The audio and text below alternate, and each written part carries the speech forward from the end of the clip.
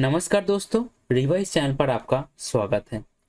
तो आज के इस वीडियो में हम लोग एसएससी सीजीएल 2021 का 13 अप्रैल 2022 को जो दूसरा शिफ्ट हुआ था उसको ही हम लोग डिटेल में सॉल्व करेंगे। आपको पता है कि हर एक शिफ्ट में 25 क्वेश्चन रहता है मैथ का। हम लोग हर एक क्वेश्चन को डिटेल में सॉल्व करते हैं। इसके पहले हम लोग 11 तारीख, 11 अप्रैल, 12 अप्रैल दोनों का ही 3 6 शिफ्ट और 13 का एक शिफ्ट, टोटल 7 शिफ्ट डिटेल में सॉल्व कर चुके हैं। और हर एक 25 क्वेश्चन के अंदर, हर एक शिफ्ट के अंदर 25 क्वेश्चन जो रहता है उसके अंदर 6 से 7 क्वेश्चन अच्छा क्वेश्चन होता है। ठीक है, तो उसको भी हम लोग डिटेल में एक अलग वीडियो में सॉल्व करते हैं। जो हम लोग बेस्ट क्वेश्चन सीरीज है वहाँ पे हम लोग सॉल्व करते हैं। चाहे आपका कंप्लीट सॉल्यूशन हो 25 क्वेश्चन का या आपका बेस्ट सॉल्यूशन हो, तो दोनों का ही पीडीएफ आप लोग जो भी मतलब जिस चीज़ का भी वीडियो आता है उसका पीडीएफ आप लोग टेलीग्राम चैनल से फ्री में डाउनलोड कर सकते हो, जिसके अंदर आपको क्वेश्चंस विद सॉल्यूशंस दोनों ही मिल जाएगा। इसके बाद क्वेश्चन आता है कि प्रैक्टिस आपको कैसे करना है।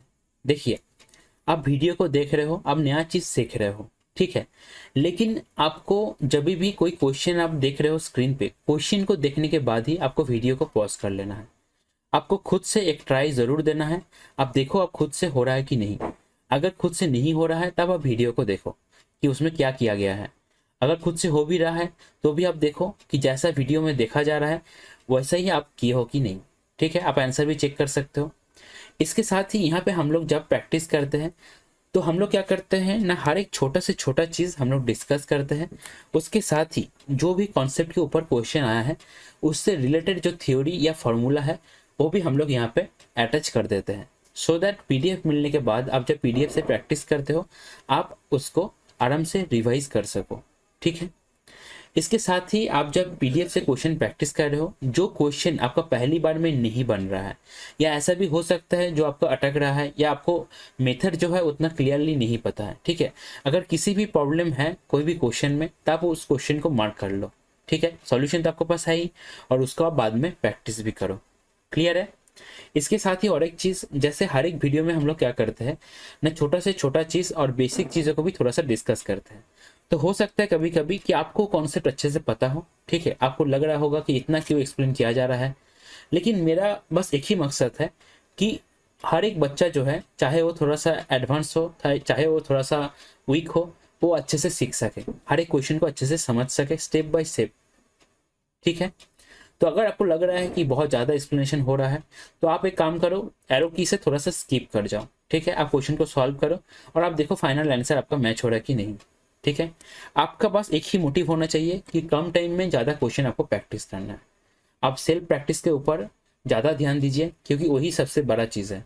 जितना ज़्यादा आप सेल्फ प्रैक्टिस करोगे, खुद से प्रैक्टिस करोगे क्वेश्चन को लेकर, उतना आपका बेनिफिट होगा। तो स्टार्ट किया जाए क्या? चलिए स्टार्ट करते हैं। क्वेश्चन है आपका प्रॉफिट एंड लॉस से। बोला जा रहा है a shopkeeper marks an article at a price 20% higher than its cost price and allows 10% discount, find his gain percentage. बहुत ही कॉमन क्वेश्चन है, देखेंगे। देखिए, सीपी, एमपी एंड आपका एसपी।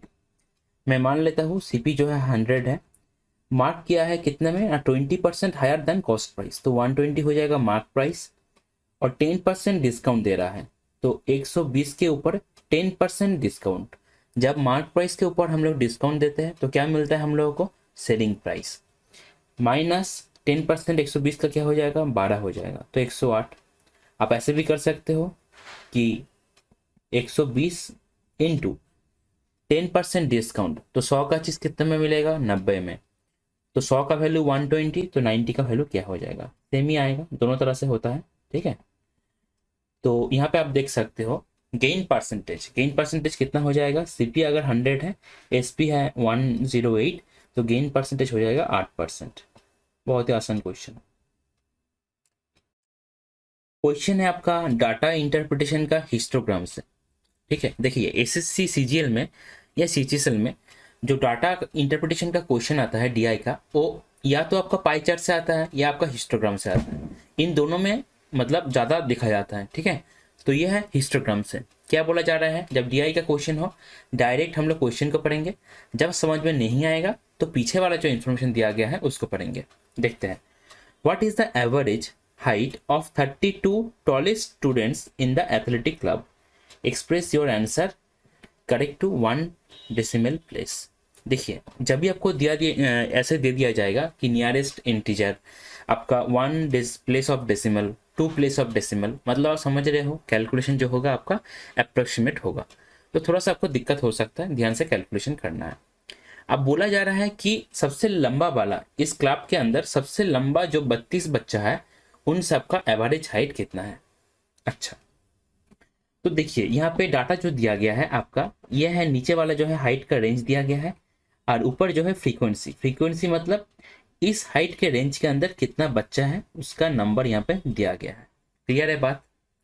अच्छा, पहले क्वेश्चन में बोल दिया है the given histogram shows the Heights of 232 students, 232 बच्चा है, लेकिन हम लोग को सिर्फ 32 बच्चा को लेना है जो सबसे लंबा है क्लास के अंदर। तो जो हाइट का रेंज दिया गया है उसके लास्ट की तरफ जाना है, जितना लास्ट में जाएंगे उतना हाइट बढ़ेगा। ठीक है, तो आप देख सकते हो सबसे लास्ट में जो है 165 टू 170। ठीक है, इसमें कितना बच्चा है, 12 बच्चा है, कितना चाहिए 32। उसके आगे वाले देखेंगे, उसमें है आपका 160 से 165, उसमें कितना बच्चा है, 20 बच्चा है। क्लियर, मतलब 20 प्लस 12। अच्छा, तो देखिए इन 32 बच्चे का हम लोग को एवरेज फाइंड करना है, कैसे करेंगे देखिए। तो 20 जो बच्चा है और इधर है 12 बच्चा, 12 बच्चे का एवरेज हाइट कितना है ना, हम लोग बोल सकते हैं कि रेंज जो है 165 से लेकर 170 तक है।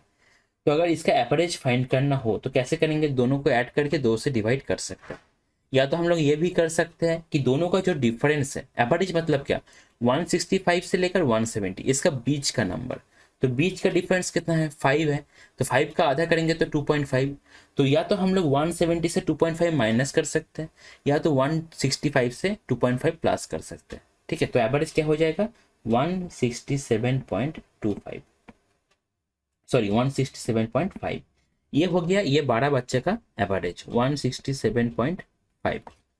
और उसके पहले वाला देखिए 160 से 165 तक, इसका एवरेज कितना होगा, 160 प्लस 165 बाई 2, या तो बीच का हम लोग को देखना है डिफरेंस कितना है, 2 से भाग करना है, 160 से ऐड करना है, 165 से माइनस करना है। ठीक है, तो यह आ जाएगा आपका 162.5। एवरेज मतलब रेंज के अंदर बीच का नंबर, एकदम मिडिल वाला, तो इसका क्या है, इसका एवरेज है 162.5। क्लियर है।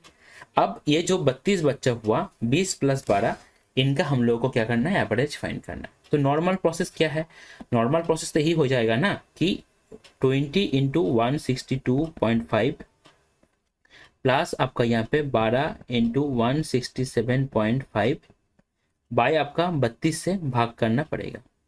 ठीक है, ये हो जाएगा क्या, नॉर्मल प्रोसेस। ये ऐसे हम लोग को 32 बच्चे का एवरेज मिल जाएगा।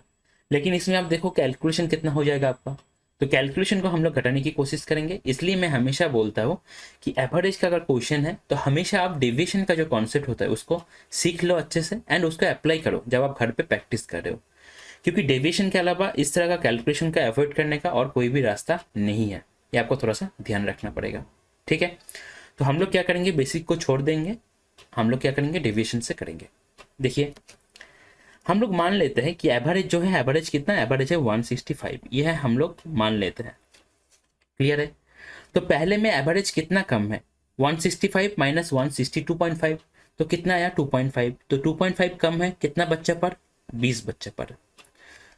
और उसके बाद देखिए एवरेज कितना है ना आपका, 2.5 ज़्यादा है, जैसे 167.5 माइनस 165, तो 2.5 ज़्यादा है, प्लस 2.5 कितना बच्चे पर, 12 बच्चे पर।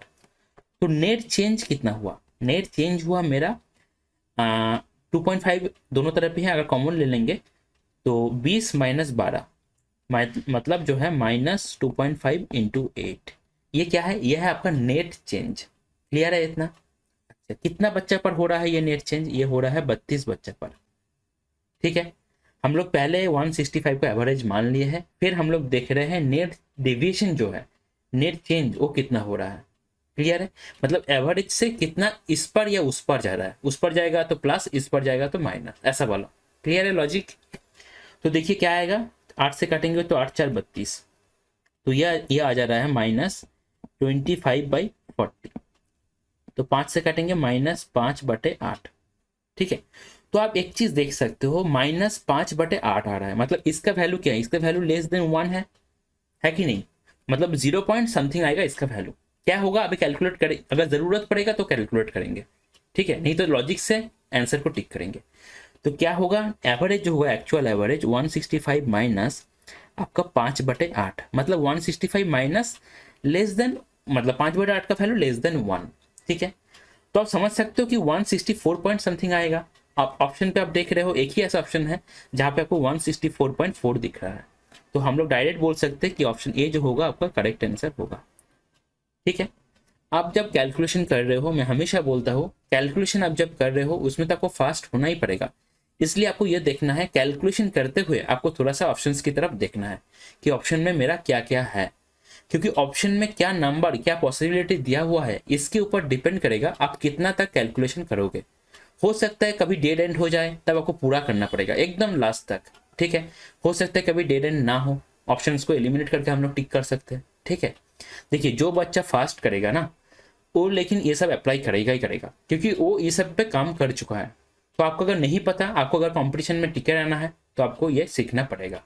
आपको पता ही है 1-2 नंबर के डिफरेंस में कितना रैंक आगे पीछे हो जाता है। क्लियर है ये सब चीज। चलिए,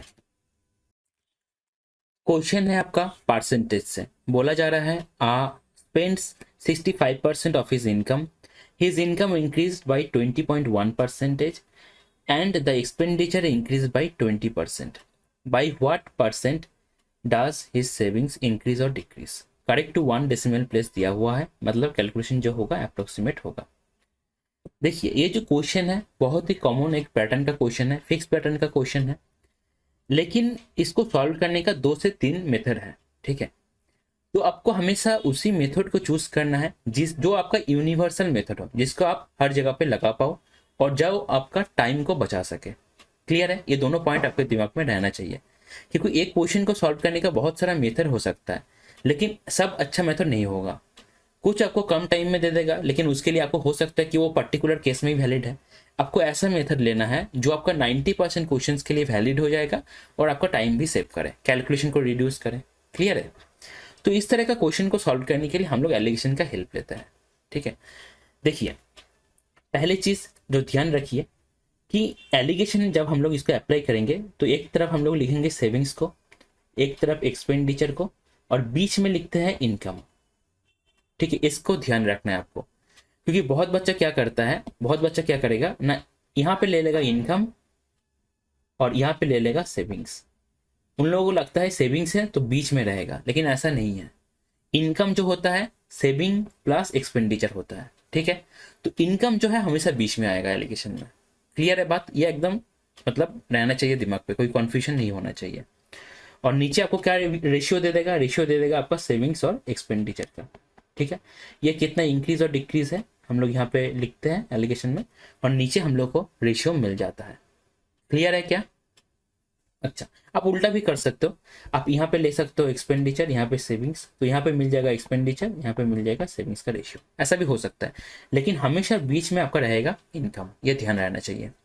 अच्छा, आगे देखते हैं। तो क्या बोला जा रहा है कि जो इनकम है उसको बढ़ाया गया है 20.1% से, तो बीच में आया 20.1। द एक्सपेंडिचर इंक्रीज बाई 20%, तो यहाँ पे आया 20। अच्छा, यहाँ पे हम लोग मान लेते हैं एक्स से बढ़ाया गया या घटाया गया, और रेशियो क्या है, सेविंग्स इज टू आपका एक्सपेंडिचर। तो सेविंग्स कितना होगा, स्पेंड करता है 65, तो सेविंग्स हो जाएगा आपका 35, 100 माइनस 65 तो 35, तो 5 7 35 और 5 13 65। तो यहाँ से आप देखो 7 का वैल्यू क्या आएगा, 7 का वैल्यू होगा आपका 20.1 माइनस 20, तो 7 का वैल्यू हो जाएगा 0.1।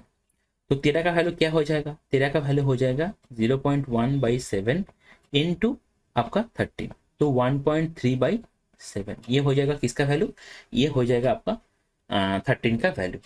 क्लियर है? अब देखो, अब एक चीज यहाँ पे क्या है, इस तरफ 20 है, बीच में 20.1 है। एलिगेशन में होता क्या है, एक तरफ ज्यादा रहेगा बीच वाले से, एक तरफ बीच वाले से कम रहेगा। तो यहाँ है 20, कम है 20.1 से, तो यहाँ 20.1 से ज़्यादा होगा, x का वैल्यू 20.1 से ज़्यादा होगा। क्लियर है इतना? देखो आपको समझ में आ रहा है x का वैल्यू 20.1 से ज़्यादा होगा, तो अब आप ऑप्शन बी भी टिक कर सकते हो, ऑप्शन डी भी टिक कर सकते हो, ठीक है, दोनों में से एक होगा।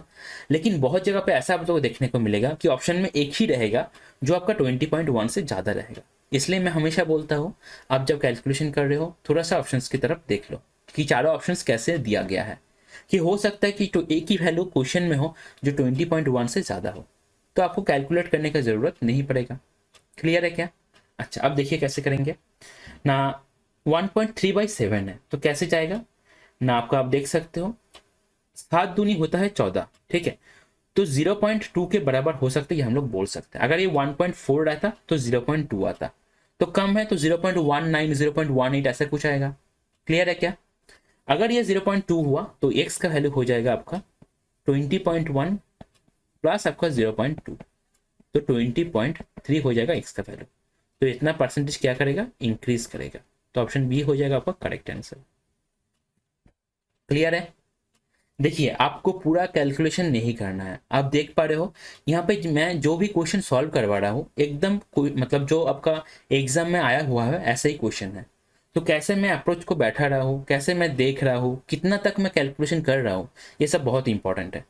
अगर ये सब एक बार अच्छे से आपने सीख लिया, आप जब घर पे प्रैक्टिस कर रहे हो, आप अप्लाई कर रहे हो, अब देखना आपका स्पीड कितना फास्ट हो जाएगा।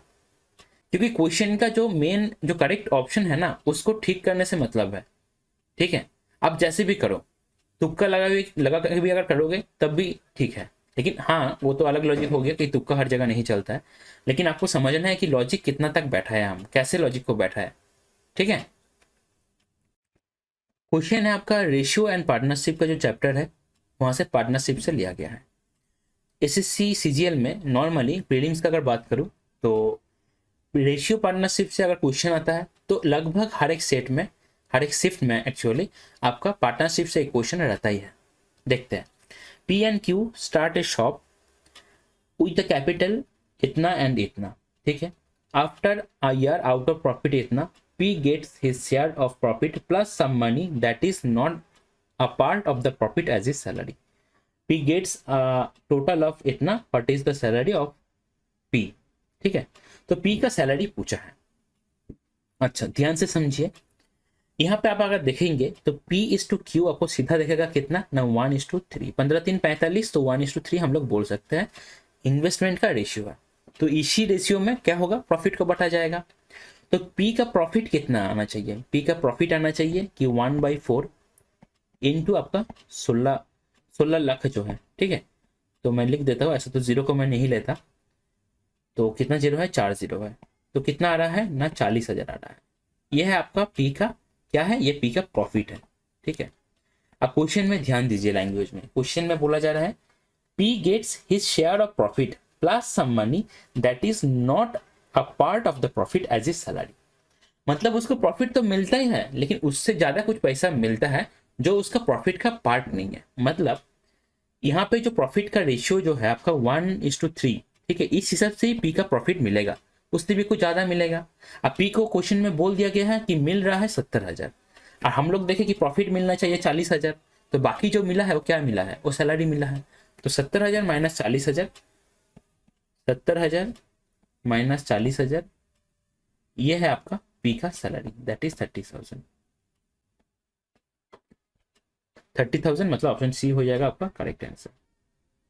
अच्छा और एक बात समझिए, इस तरह का और एक क्वेश्चन पूछा जाता है, ठीक है, पहले आ चुका है इसलिए मैं बता रहा हूं। बोला जाएगा कि जितना प्रॉफिट है उसमें से पहले P का सैलरी इतना दे दो और बाकी का जो अमाउंट है, जैसे मान लो कि इतना प्रॉफिट है, इसमें से एक अमाउंट जो है P को दे दो एज सैलरी, ठीक है। फिर बाकी जो अमाउंट बचा, मतलब कितना बाकी बचा 16 लाख माइनस एक्स, इसको बोला जाता है कि प्रॉफिट के रेशियो में डिवाइड कर दो, प्रॉफिट के रेशियो में डिवाइड कर दो, ऐसा भी क्वेश्चन में बोला जाता है। क्लियर है? तो आपको देखना चाहिए कि कैसा लैंग्वेज है। अगर ये तो नहीं बोला है कि पहले इतना रुपया सैलरी दे दो, बाकी को प्रॉफिट के हिसाब से डिवाइड करो, तब वो अलग से सॉल्व करना पड़ेगा, ठीक है। लेकिन यहाँ पे थोड़ा सा आसान है, यहाँ पे बोला है कि पी का प्रॉफिट जो है वो तो मिल ही रहा है, उसमें कोई दिक्कत नहीं, लेकिन एक्स्ट्रा कुछ अमाउंट मिल रहा है। अब ये एक्स्ट्रा अमाउंट हो सकता है कि क्यू को जो मिल रहा है क्यू उसको दे रहा है एज ए सैलरी, ये भी हो सकता है, ठीक है। तो दोनों में से कौन सा वाला दिया गया है ये आपको थोड़ा सा देखना है। क्वेश्चन है आपका नंबर सिस्टम से, बहुत ही पॉपुलर क्वेश्चन है इस तरह का, एक पर्टिकुलर पैटर्न में हर एक सेट में आप देख रहे हो पूछा जा रहा है। अच्छा, तो divisible by 88 what is the value of A B. तो डिविजिबल बाई 88 अगर हो गया मतलब 88 को हम लोग को ऐसा दो नंबर पे तोड़ना है जो आपका क्या हो, को प्राइम हो। तो 8 और 11 हम लोग बोल सकते हैं। अब देखिए नंबर क्या दिया गया है, नंबर दिया गया है आपका 8A 51 4 6B। अब 8 से डिविजिबिलिटी चेक करने पर हम लोग को B का वैल्यू मिल जाएगा और 11 से चेक करने पर A का वैल्यू मिल जाएगा, फिर और भी मल्टीप्लाई कर देंगे। 8 का डिविजिबिलिटी रूल क्या होता है ना, हम लोग जानते हैं 8 जो होता है दैट इज 2 का क्यूब। मतलब क्या ना, लास्ट का 3 डिजिट, कोई भी नंबर का लास्ट का 3 डिजिट आपका 8 से डिविजिबल होना चाहिए। क्लियर है। अच्छा, इससे भी आगे कुछ होता है, जैसे कोई भी नंबर का हंड्रेड्स प्लेस, मतलब ये यूनिट्स प्लेस, सेकेंड्स प्लेस और ये हंड्रेड्स प्लेस, ठीक है। ये 100 प्लेस जो जहाँ पे 4 है ये क्या हो सकता है, ये आपका इवन हो सकता है या तो आपका ऑड हो सकता है। अगर ये इवन हुआ तब कोई दिक्कत नहीं, तब हम लोग लास्ट के 2 डिजिट में जो 6B है इसके ऊपर चेक करेंगे ये 8 से डिविजिबल हो रहा है या नहीं हो रहा है। अगर डिविजिबल हो गया तो नंबर डिविजिबल हो जाएगा 8 से, अगर नहीं हुआ तो नंबर 8 से डिविजिबल नहीं होगा। लेकिन अगर यहाँ पे ऑड आया, ठीक है, जैसे यहाँ पे 4 है तो 4 तो इवन हो गया, लेकिन यहाँ पे अगर मान लो कि 5 आ जाता तब हम लोग क्या करते, लास्ट का जो 2 डिजिट है उसमें 4 ऐड कर देते, तो जो आता हम लोग चेक करते वो 8 से डिविजिबल हो रहा है या नहीं हो रहा है, ठीक है। तो वो ऐसे हम लोग बोल सकते हैं। ये हो गया थोड़ा सा एडवांस वाला बात, ठीक है। ये भी आपको दिमाग में रखना चाहिए क्योंकि ये आपको सोच को जो है छोटा कर देगा, ठीक है, नैरो नैरो कर देगा, तो कैलकुलेशन में आपको हेल्प मिलेगा। क्लियर है बात। अच्छा, तो देखिए यहाँ पे क्या है 4 6B तो 4 है इवन है, तो हम लोग इसको 6B जो है इसके ऊपर चेक कर सकते हैं 8 का डिविजिबिलिटी रूल। अब देखिए B की जगह, अब देखिए कैसा आता है, 8 7 56, 8 8 64, 8 9 72, तो 64 आ रहा है, तो 4 हो जाएगा B का वैल्यू। इतना क्लियर है क्या। अच्छा, तो B का वैल्यू क्या है, B का वैल्यू है 4। अब देखिए ऐड करेंगे ऑल्टरनेटिव प्लेसेस को, उसका डिफरेंस देखेंगे 11 से डिविजिबल होना चाहिए। तो 8 और 5 13, 13 और 4 17, 17 और 4 21 हो गया, ठीक है। तो 21 माइनस कितना आ रहा है देखिए, A प्लस 1 1 प्लस 6 7, तो A प्लस 7 हो गया, मतलब यहाँ पे लिखेंगे A प्लस 7। इसका डिफरेंस क्या होना चाहिए, या तो 0 या 11 या 22, ठीक है। तो 0 अगर लेंगे, पहले इसको सॉल्व कर लेते हैं, 21 minus A minus 7 that is equal to, अगर 0 लेते हैं तो ये क्या आ रहा है, ये आ रहा है 14 minus A that is equal to 0। तो A का वैल्यू तो 0, मतलब 14 माइनस A का वैल्यू 0 नहीं हो सकता है क्योंकि A का वैल्यू 14 आ जाएगा। A है आपका सिंगल डिजिट का एक नंबर।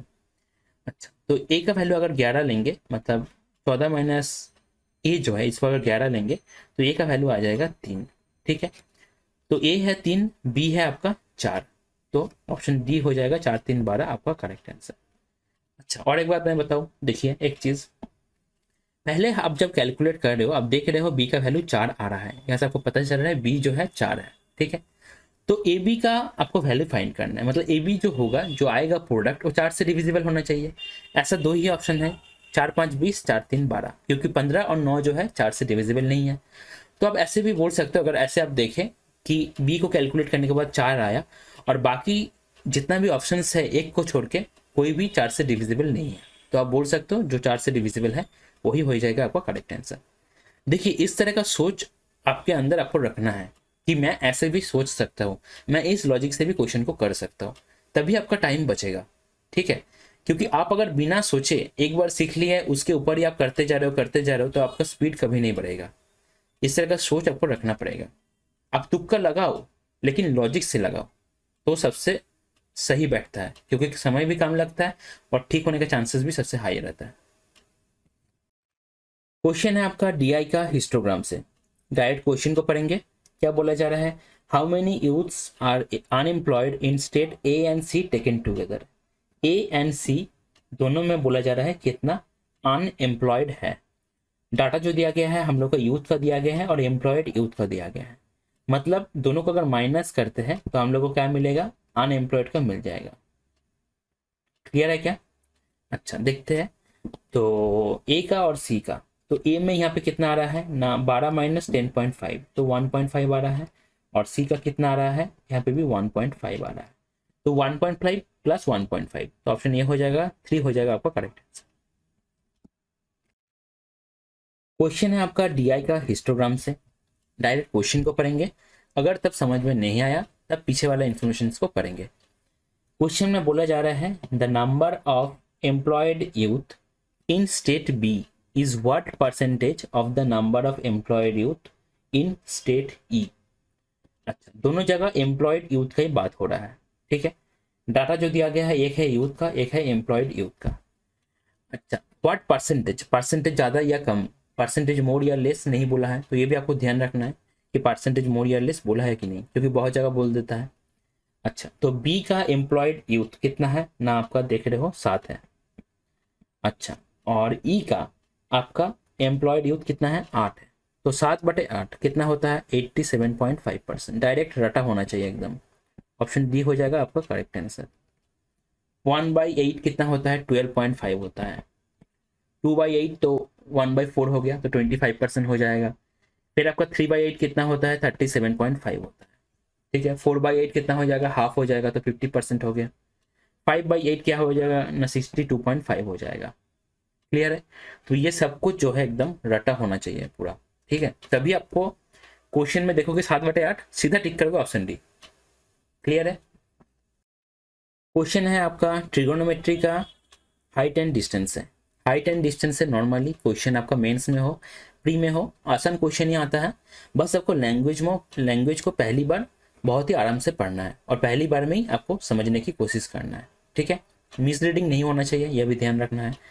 क्या बोला जा रहा है, from a point P on level ground the angle of elevation of the top of the tower is 30 degree. अच्छा, एंगल ऑफ एलिवेशन जो है आपका 30 डिग्री है।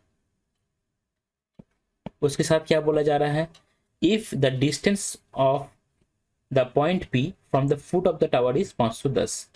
ये है P, ये है फुट, जिसको हम लोग F नाम दे रहे हैं, फुट ऑफ द टावर। तो ये डिस्टेंस जो है 510 है। Then 50% of the height of the tower. अच्छा, हाइट ऑफ द टावर का 50% फाइंड करना है। तो ये एंगल क्या हो जाएगा आपका 60 डिग्री, ठीक है।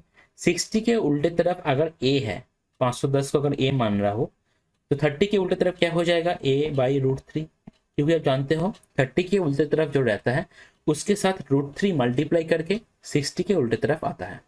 क्लियर है? अच्छा, तो ये क्या हो जाएगा, 510/√3। इसका 50% मतलब हाफ से मल्टीप्लाई करना है, तो क्या आ जाएगा आपका, आ जाएगा 25/55/√3। अब आप ऑप्शंस को देखोगे तो 85 आना चाहिए, मतलब 85 इंटू √3 तो 85/√3 हो जाएगा आपका करेक्ट आंसर। ऑप्शन सी हो जाएगा आपका करेक्ट आंसर, ठीक है। हाइट एंड डिस्टेंस का क्वेश्चन आपका 30 से 40 सेकंड के अंदर तभी बनेगा जब आपका ये सब जो है कि किसके ऑपोजिट में क्या वैल्यू रहता है ये आपको पूरा क्लियर रहेगा। मैं रिवाइज करवाने के लिए बार बार ऐड करवा देता हूँ, इस बार भी मैं ऐड कर दूंगा। देखिए थोड़ा सा ये अगर क्लियर है आपका तो आप आगे वाला क्वेश्चन करो, ठीक है। अगर क्लियर नहीं है तो एक बार देख लो। 30 के उल्टे तरफ अगर ये है तो 60 के उल्टे तरफ जब जाएगा तो √3 से मल्टीप्लाई करेंगे, और जब 90 के उल्टे तरफ होगा तो 30 के उल्टे तरफ जो है उसको 2 से मल्टीप्लाई करेंगे, 2 × A। क्लियर है क्या? 30 के उल्टे तरफ है √3A, तो 60 के उल्टे तरफ क्या हो जाएगा ना, √3 से अगर मल्टीप्लाई करेंगे √3 × √3A तो 3A हो जाएगा, और 90 के उल्टे तरफ क्या आ जाएगा ना, 30 के उल्टे तरफ जो है उसको 2 से मल्टीप्लाई करना है, तो 2 × √3A। क्लियर है इतना? अच्छा, आप 45 वाला देख लीजिए, इसको हम लोग एक स्क्वायर भी ऐसे बना सकते हैं। स्क्वायर का साइड क्या है, साइड है A, तो डायगोनल क्या होता है, √2A। क्लियर है क्या? तो A जब 45 डिग्री एंगल होगा, A ये हो जाएगा √2A। क्लियर है? अगर ये तीनों चीज आपका पूरा 100% क्लियर रहा तभी आपका जो हाइट एंड डिस्टेंस का क्वेश्चन है 20 सेकंड के अंदर भी आपका बन जाएगा। ठीक है, क्योंकि आप देख रहे हो बहुत ही आसान है, बस आपको ऑपरेशंस जो है पूरा क्लियर रहना चाहिए कि a/√3 होगा या √3a होगा या 2a होगा। क्लियर है?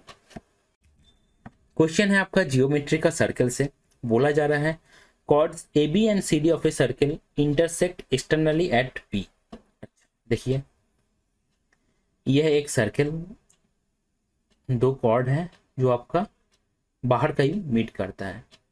कौन सा पॉइंट पे? P पॉइंट पे। तो कॉर्ड AB है एंड आपका CD है। अच्छा, AB जो है आपका 7 है, CD जो है क्या है 1 है, इसके साथ ही PD जो है 5 है। लेंथ ऑफ PB आपको फाइंड करना है। ठीक है?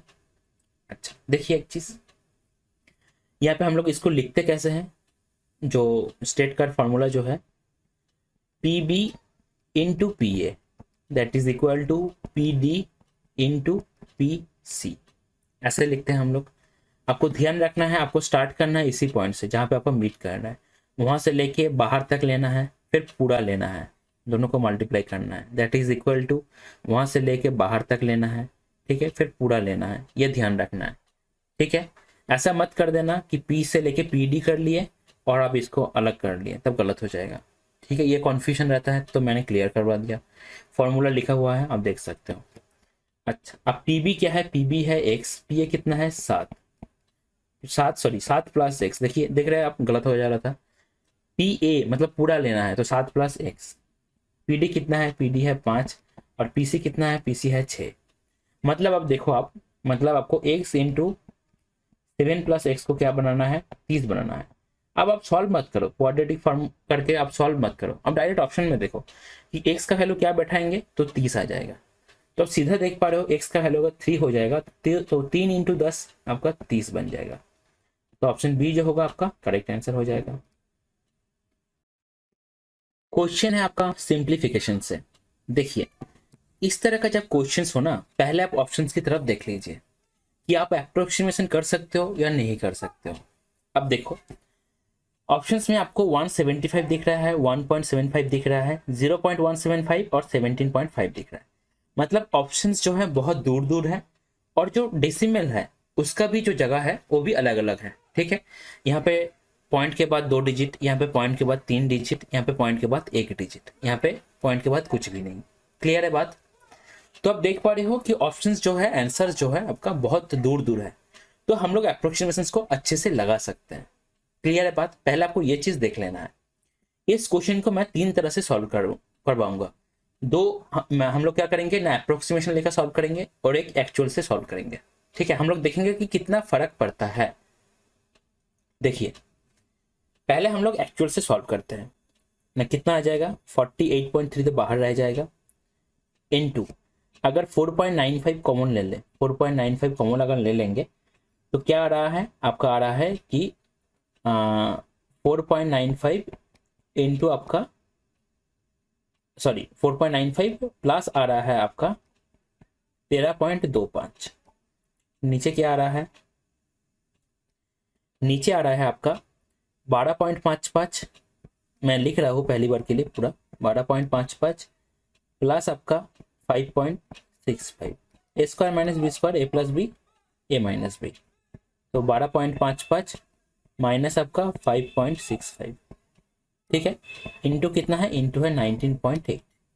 क्लियर है? हम लोग अप्रोक्सीमेशन अभी नहीं लगा रहा है, पूरा एक्चुअली सॉल्व कर रहे हैं। देखिए आप, तो इसको ब्रैकेट दे दीजिए, क्या आ रहा है ना 48.3 इंटू आपका 4.95। इसको अगर ऐड करेंगे तो 5 और 5 10 तो 0 हो जाएगा, एक रह गया, 9 2 11 12। ठीक है, एक रह गया, 4 3 7 8, यहाँ पे एक, तो 18.2 आ रहा है। ठीक है, नीचे 19.8 जो है पहले है, इसको अगर ऐड करेंगे तो 5 और 5 10 तो 0, एक रह जाएगा, 11 और 1 12, उधर एक रह जाएगा, 12 5 17 18। इनटू अगर इसको करेंगे तो देखिए क्या आ गया ना 7.55 माइनस 0.65। मैंने क्या किया, पहले 5 को माइनस कर दिया, 12 से 12.55 से मैंने 5 को माइनस कर दिया। तो यहाँ पे देखिए क्या आएगा 0, और इधर आएगा आपका कितना ना 6.9 आ रहा है। क्लियर है? क्योंकि 69 प्लस 6 कितना होता है 75, तो 6.9 आ गया।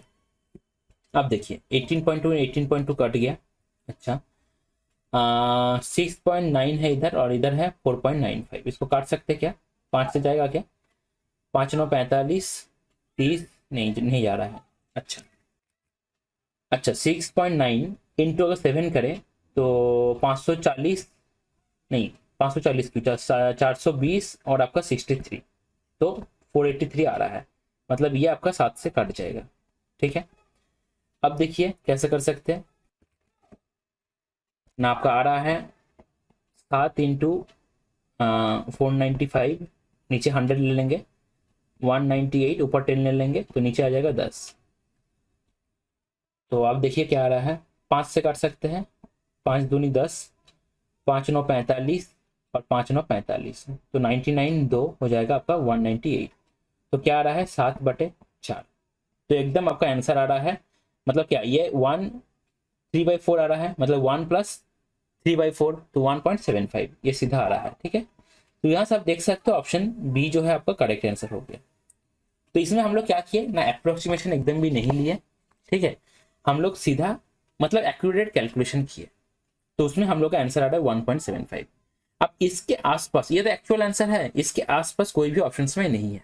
अब हम लोग क्या करेंगे, थोड़ा सा अप्रोक्सीमेशन लेकर क्वेश्चन को सॉल्व करने की कोशिश करेंगे। देखिए जो 48.3 है इसको हम लोग ले रहे हैं 48 इंटू 4.95 का स्क्वायर प्लस आपका 4.95 इंटू 13.25 है, तो 4.95 का स्क्वायर को हम लोग ले रहे हैं 25, मतलब 5 ले रहे हैं, 5 का स्क्वायर 25, प्लस आपका इधर 4.95 को 5 और 13.25 को 13, क्योंकि 4.95 को बढ़ा रहे हैं तो इसको हम लोग घटा रहे हैं। ठीक है, तो 5 इंटू 13 65 आ रहा है।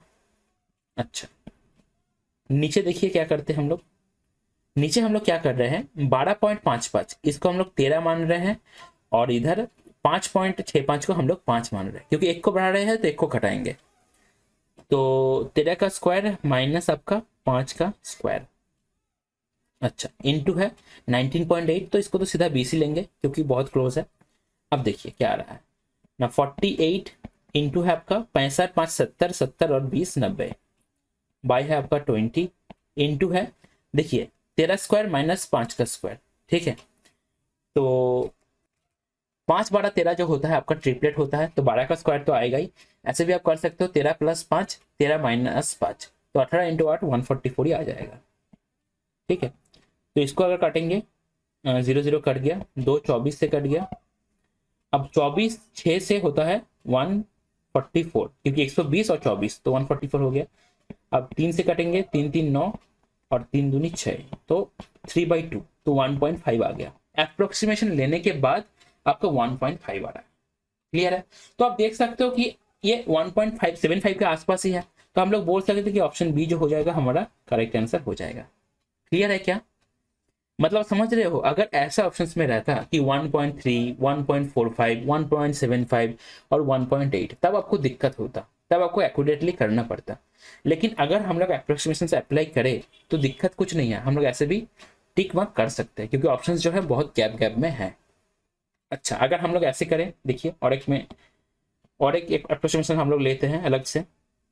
देखिए क्या आएगा ना, 48.3 को तो हम लोग लिखेंगे ही 48, ठीक है, इंटू 4.95, इसको तो 5 ही लिखेंगे क्योंकि 5 के एकदम पास है। ठीक है, तो अलग कुछ नहीं कर सकते, 5 का स्क्वायर 25, प्लस आपका देखिए 4.95, ये भी एकदम 5 के क्लोज है, तो इसको तो बढ़ाना ही पड़ेगा। ठीक है, इसको हम लोग ऐसा नहीं कर सकते कि इसको 4 ले ले और इसको हम लोग 13, इसको हम लोग 14 ले ले, ऐसा कर सकते हैं, लेकिन वो थोड़ा सा ठीक नहीं रहता। ठीक है, जो क्लोज है उसके आसपास तो लेना ही पड़ेगा, क्योंकि 4.95 आप देख रहे हो 0.05 कम है 5 से। ठीक है, तो 5 इंटू 13 तो 65 ही हो गया।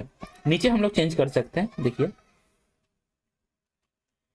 नीचे क्या आ जाएगा ना, 12.55, इसको हम लोग ले रहे हैं 12 का स्क्वायर, तो 12 का स्क्वायर माइनस आपका 5 पॉइंट आपको क्या है 65, तो इसको हम लोग ले रहे हैं 6 का स्क्वायर, इंटू है 19.8, तो इसको तो BC लेंगे हम लोग।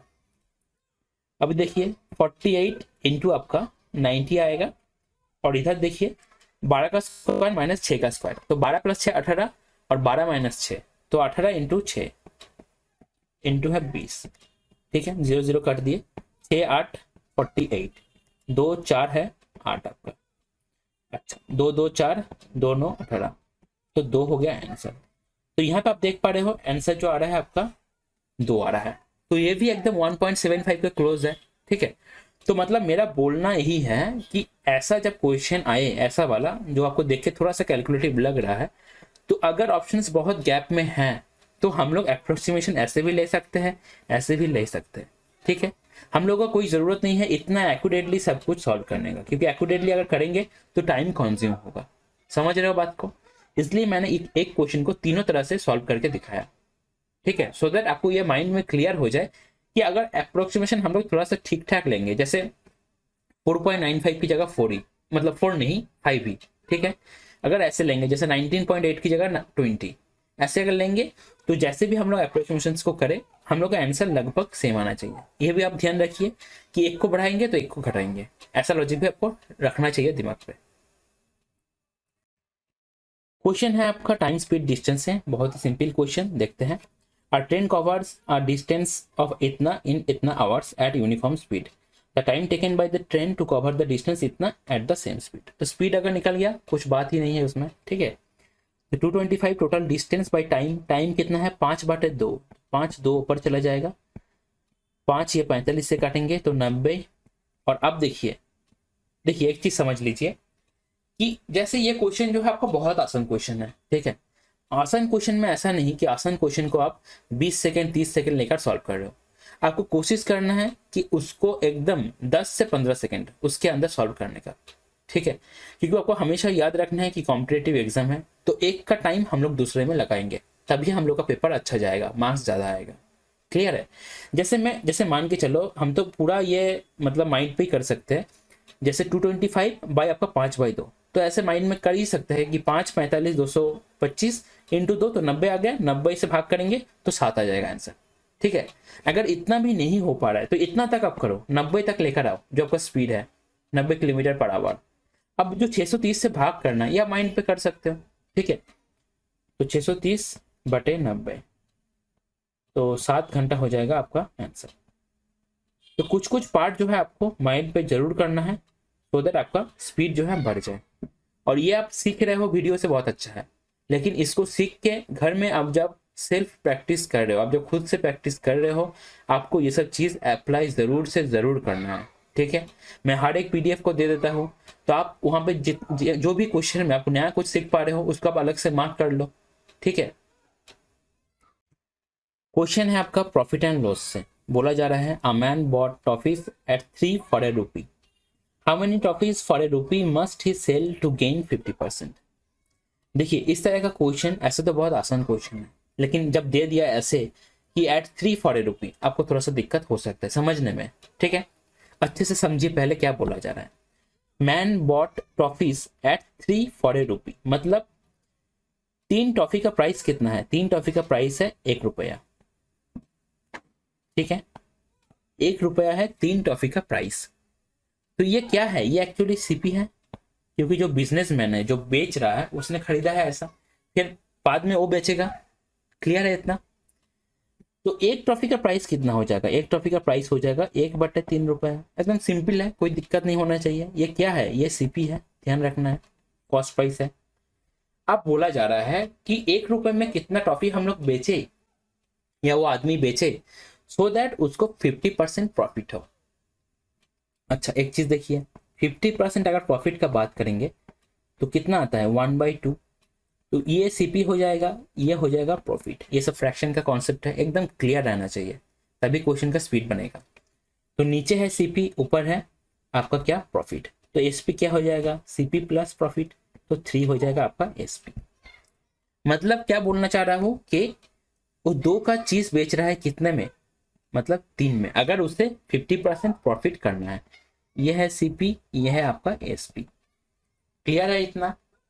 मतलब 2 का चीज वो 3 पे बेच रहा है अगर उसे 50% प्रॉफिट करना है। अगर चीज मेरा ऐसा हुआ कि 1/3 रुपीज का हुआ तो कितने में बेचेंगे ना, 3/2 हो गया, इनटू हो गया आपका 1/3, तो हाफ में बेचेंगे, मतलब 0.33।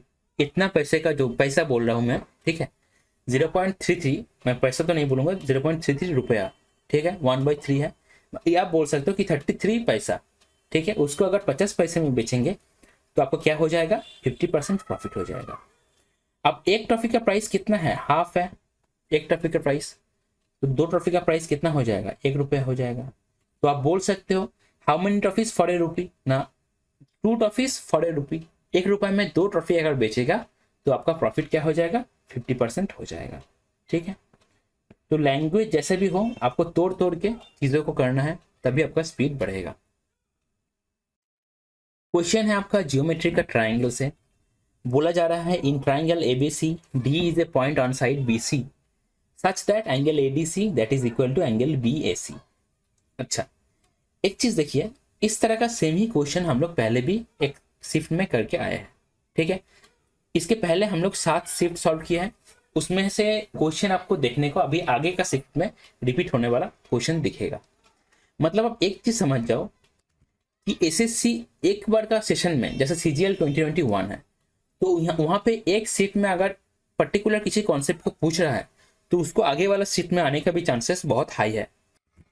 क्लियर है क्या, मतलब पूरा एसएससी सीजीएल 2021 में जो वैराइटीज ऑफ क्वेश्चन आएगा, जो पर्टिकुलर पैटर्न आएगा ना, वो लगभग फिक्स रहेगा कि इसके आसपास ही क्वेश्चंस आपको हर एक शिफ्ट में देखने को मिलेगा। ऐसे तो मैं जब ये पूरा सेट कंप्लीट हो जाएगा 21 शिफ्ट, उसके बाद मैं कोशिश करूंगा कि जो क्रैक्स है, जो निचोड़ है, उसको आपको समझाने के लिए, सो दैट आपका अगर प्रिपरेशन अच्छा भी नहीं है तो उन सब इंपॉर्टेंट थ्योरीज को, इंपॉर्टेंट पॉइंट्स को आप देख लो, सो दैट 25 में से लगभग 20 के आसपास क्वेश्चन आपका आराम से बन जाए। अगर आपका अच्छा प्रिपरेशन है तब तो 25 में 25 ही बनेगा, कोई दिक्कत नहीं। अच्छा देखिए, आप क्या बोला जा रहा है ना, ट्राइंगल एबीसी है जिसमें बी जो है आपका, सॉरी डी जो है आपका बीसी के ऊपर एक पॉइंट है, और एडीसी जो है, एडीसी ये वाला एंगल जो है आपका बीएसी के बराबर है, तो ये अगर x है तो ये y है। सी जो है 15 है, सी डी जो है आपका 9 है, आपको बीसी का वैल्यू या सीबी का वैल्यू फाइंड करना है। देखिए, इस तरह का क्वेश्चंस में आपको पहले, अगर पहले आपने कभी नहीं किया है या आपका अगर प्रैक्टिस कम है तो आपको थोड़ा सा दिक्कत होगा। देखिए, मेरा जो रिवाइज चैनल है ना, इसमें मेरा एक ही पर्पस है कि हर एक बच्चे को समझ में आए। इसलिए आप देखते हो कि हर एक छोटा से छोटा चीज जो हो सकता है पॉसिबल, पूरा पिक्चर क्लियर करने के लिए मैं हर एक चीज को बोलता हूँ, ठीक है। तो आपको अगर लगे कि बहुत ज्यादा एक्सप्लेनेशन हो रहा है, मुझे तो ये पता है, तो आप आगे बढ़ जाओ, क्योंकि आपका लेवल अच्छा है, ठीक है। तो आपको इतना एक्सप्लेनेशन समझने का जरूरत नहीं है। जिस क्वेश्चन में आपको लग रहा है कि हाँ यहाँ पे थोड़ा सा कॉन्सेप्ट मेरा पूरा क्लियर नहीं है, आप उसको अच्छे से देख लो, एक बार की जगह 2 बार देख लो, क्लियर है। लेकिन आपको अगर क्लियर है सब कुछ तो आप आगे बढ़ जाओ, आप आंसर निकालो, स्किप करो वीडियो को एरो की से और देखो आंसर मैच हो रहा है कि नहीं, आगे बढ़ जाओ। अच्छा देखो, तो जिनका आइडिया क्लियर नहीं है उनके लिए मैं बता रहा हूँ, 2 चीज होता है। अगर क्वेश्चन आपको थोड़ा सा टफ लगे, एंगल का क्वेश्चन, एंगल बोल रहा हूँ, ट्राइंगल का क्वेश्चन जब भी आपको जियोमेट्री में थोड़ा सा टफ लगे, आप समझ जाओ कि वो सिमिलरिटी से ही बनेगा, ठीक है। ज्यादातर केस में यही होता है। सिमिलरिटी जो होता है, 2 चीज होता है, सिमिलरिटी और कॉन्ग्रुएंसी। ज्यादा काम में सिमिलरिटी आता है, ठीक है। 3 रूल रहता है इसमें। एक रहता है आपका एस साइड एंगल साइड, जो आपका कॉन्ग्रुएंसी में भी रहता है। दूसरा है आपका एंगल एंगल एंगल ट्रिपल है, और तीसरा है आपका एस साइड साइड साइड, ठीक है। लेकिन सबसे जो ज्यादा यूज होने वाला रूल है सिमिलरिटी का, वो होता है आपका ट्रिपल है, ठीक है। उसका ही हम लोग यहाँ पे यूज करेंगे। ट्रिपल है जब आप यूज कर रहे हो एंगल एंगल एंगल, तो आपको यह भी ध्यान रखना है कि कौन सा साइड का वैल्यू आपको फाइंड करना है, क्योंकि आप जो रेशियो में लिखोगे ना, 2 साइड का रेशियो में जब लिखोगे तो आपको देखना है किसका वैल्यू क्वेश्चन में दिया गया है, ठीक है। तो आपको उसी एंगल का ऑपोजिट साइड लेना है जिसका वैल्यू दिया गया है। क्लियर है बात, ये लॉजिक क्लियर रहना चाहिए। देखिए, अब x तो इक्वल हो गया दोनों का, तो c जो है एडीसी में और एबीसी में, c दोनों में ही है, तो इसको हम लोग y बोल रहे हैं। अब बाकी जो एंगल बचा, जैसे एडीसी में एंगल ए DAC, ये हो गया z, और एबीसी में एंगल ABC, तो ये हो गया z। तो तीनों एंगल बराबर हो गया, तो हम लोग बोल सकते हैं दोनों ट्राइंगल जो है सिमिलर है। अच्छा, अब कैसे लिखेंगे देखिए। पहली बात, हम लोग को फाइंड करना है क्या, हम लोग को फाइंड करना है BC किसके अपोजिट में आ रहा है वो हम लोग को पहले देखना है। BC साइड जो है ये अपोजिट में आ रहा है, एक्स एंगल का अपोजिट में आ रहा है, ठीक है। तो एक्स एंगल को हम लोग को कंसिडरेशन में लेना ही है। अच्छा, पहले बड़ा वाला ट्राइंगल को लिखेंगे, उसके बाद छोटा वाला। ये जब रेशियो लिख रहे हो आपको ध्यान रखना है कि कौन सा ट्राइंगल आगे है, कौन सा ट्राइंगल नीचे है, ठीक है, ये आपको ध्यान रखना है। तो ABC में एक्स के अपोजिट में क्या है आपका, ना है आपका BC। तो BC को लिखेंगे हम लोग पहले। ADC में एक्स के अपोजिट में क्या है ना, है आपका 15। अच्छा, तो रेशियो में नीचे लिखेंगे 15। अब देखिए, अब हम लोगों को BC फाइंड करना है, ठीक है। अब हम लोग को ऐसा एक एंगल लेना है जिसका अपोजिट साइड्स जो है आपका वैल्यू दिया गया है, ठीक है। क्योंकि आपको BC फाइंड करना है तो बाकी तो 2 वैल्यू आपको पता रहना चाहिए रेशियो में, ठीक है। बाकी मतलब 3 पता रहना चाहिए, 15 तो है ही पहले से, तो बाकी 2 पता रहना चाहिए। अब देखिए एक चीज, अगर हम लोग y का ऑपोजिट लेते हैं, मान के चलो दोनों ही ट्राइंगल पे हम लोग y का ऑपोजिट लेते हैं, तो हम लोग क्या लिखेंगे, क्या ना बड़े वाले ट्राइंगल में y का ऑपोजिट क्या है ना, AB है, जिसका वैल्यू हम लोग को पता नहीं, ओके। और आपका छोटे वाला ट्राइंगल में y का ऑपोजिट में क्या है आपका AD है, जिसका भी वैल्यू हम लोग को पता नहीं, ठीक है। तो y एंगल को कंसीडर करके कोई काम आएगा क्या, कोई काम नहीं आएगा।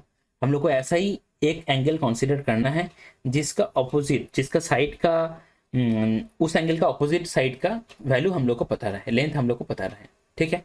तो हम लोग जेड को देखेंगे। देखिए, जेड का बड़ा वाला ट्राइंगल में ऑपोजिट में क्या है 15 है, और छोटा वाला ट्राइंगल जो है उसका जेड के ऑपोजिट में क्या है 9 है, तो 15/9 हो जाएगा। देखिए, ये सब सिमिलरिटी थोड़ा सा कॉन्फ्यूजिंग रहता है अगर कोई मतलब उतना एक्सपर्ट नहीं है मैथ में तब, ठीक है। तो इसलिए मैं एकदम छोटा से छोटा चीज हर एक लेयर को मैं बता रहा हूँ सो दैट आप समझ पाओ। देखो, आप BC को आपको कैलकुलेट करना है। BC क्या आ रहा है, 15 स्क्वायर क्या होता है 225, 225/9, 25 9 225 होता है, तो ऑप्शन बी हो जाएगा आपका करेक्ट आंसर। क्लियर है। तो आप जब सिमिलरिटी यूज कर रहे हो एंगल से, तो आपको यह पता रहना चाहिए कि कौन सा एंगल को हम लोग कंसीडर करेंगे। ऐसा एक एंगल को हम लोगों को कंसीडर करना है जिसका ऑपोजिट साइड्स का वैल्यू हम लोग को पता है दोनों ही ट्रायंगल में, तभी क्वेश्चन बनेगा, ठीक है। नहीं तो बेकार पे कंफ्यूज होते रहोगे कि कौन सा ले कौन सा ना ले। क्वेश्चन है आपका ट्रिगोनोमेट्री से, बहुत ही सिंपल क्वेश्चन है। पूरा नहीं लिखेंगे साइन थीटा कॉस थीटा, ठीक है। साइन की जगह S, कॉस की जगह C। और दूसरा एक चीज, अगर क्वेश्चन में ऐसा दे देता कि 5 साइन स्क्वायर थीटा और माइनस कॉस स्क्वायर थीटा, ठीक है, या 5 sine cube theta cos square theta, ठीक है, ऐसा अगर दे देता, अगर पावर ऊपर और नीचे अलग अलग हो जाता तब हम लोग डायरेक्ट रेशियो से साइन और कॉस का वैल्यू पुट नहीं कर सकते। ऐसा एक क्वेश्चन पहले भी हम लोग एक शिफ्ट में करके आए हैं। तो देखिए, यहाँ पे साइन बाई कॉस थीटा का वैल्यू क्या आ जाएगा, S/C लिखेंगे बस, दैट विल बी 4/5। पावर दोनों जगह सेम है, तो C की जगह कॉस थीटा की जगह हम लोग 5 और साइन थीटा की जगह हम लोग 4 पुट कर सकते हैं, ठीक है। ऐसा तो ये 4x 5x पुट करना चाहिए, लेकिन जब आपका पावर जो है सेम ही है तो ये कट जाता है, x पर नीचे कट जाएगा, ठीक है। तो देखिए, ये सब लॉजिक क्लियर रहना चाहिए। तो 5 इंटू आपका हो जाएगा 4 minus cos theta that will B 5 by 5 into 4 हो जाएगा plus 3 into cos theta that will B 5। तो 15/20 प्लस 15 तो 35, तो 5 3 15 और 5 7 35, तो 3/7 हो जाएगा आपका करेक्ट आंसर। ऑप्शन बी हो जाएगा आपका करेक्ट आंसर। क्वेश्चन है आपका टाइम एंड वर्क का।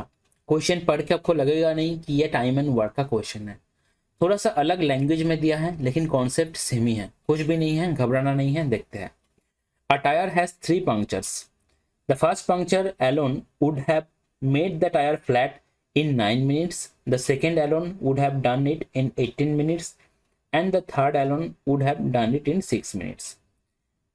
If the air leaks out at a constant rate, then how long in minutes does it take for all the punctures together to make it flat?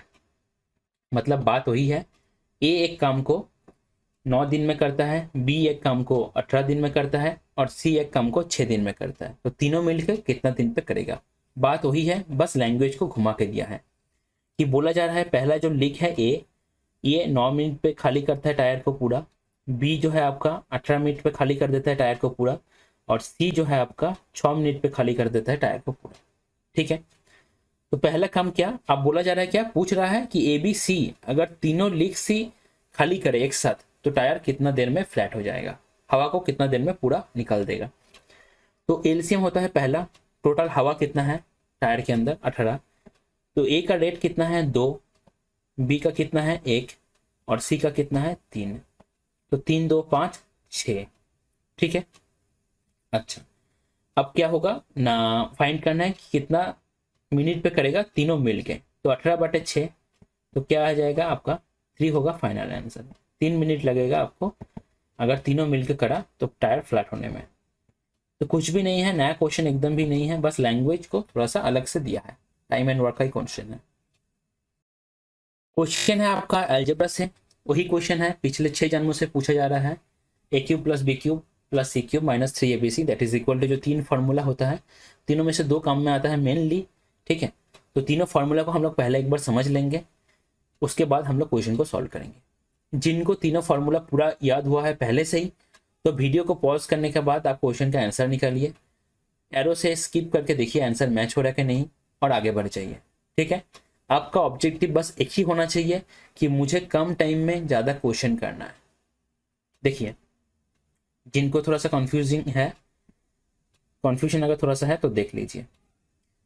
तो ये जो formula है a cube plus b cube plus c cube minus 3abc, इसका 3 formula रहता है, तीनों में ही पहले एकदम ए प्लस बी प्लस सी आता है, तीनों में ही आता है। ठीक है, अब जो पहला फॉर्मूला है और जो तीसरा फॉर्मूला है ये दोनों जो है थोड़ा सा सिमिलर है, क्लियर है क्या? तो पहला फॉर्मूला में a square plus b square plus c square bracket के अंदर है, अगर 2 जो है हर एक 2 जो है पावर में ये ब्रैकेट के अंदर रहा तो बाहर कुछ नहीं आएगा, सिर्फ a b plus b c plus c है, क्लियर है?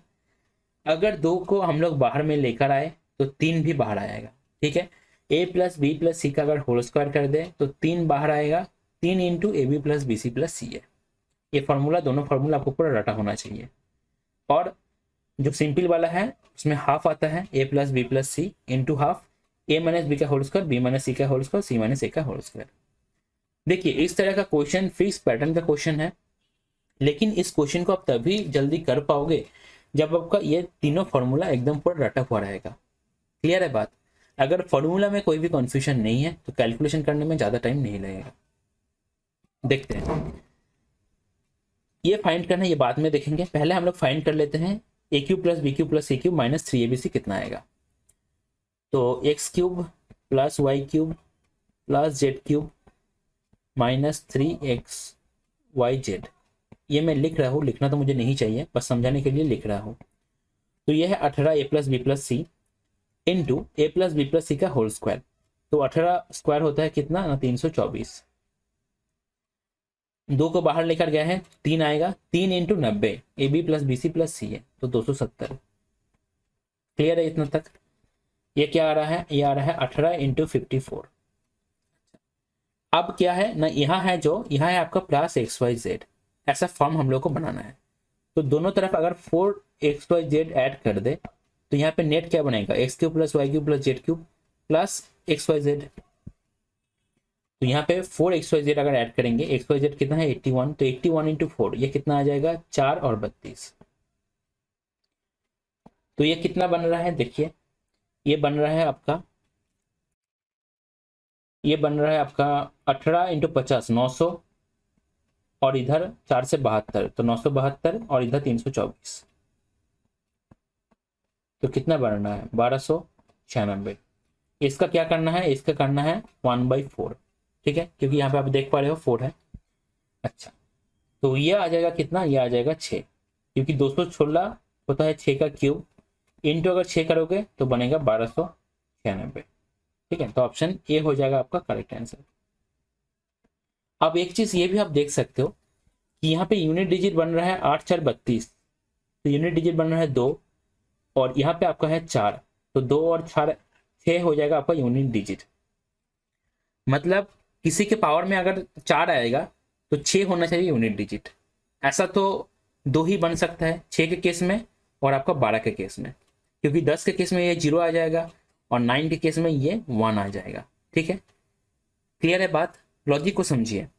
आप दोनों में से 6 और 12 में से एक हो सकता है। ठीक है, तो ऐसे भी आप देख सकते हो, अगर दोनों में से एक ही दिया ऑप्शन में कि ऐसा एक नंबर जिसका पावर में अगर 4 करेंगे तो 6 ही बन रहा है यूनिट डिजिट में, तो ऐसे भी आप टिक कर सकते हो।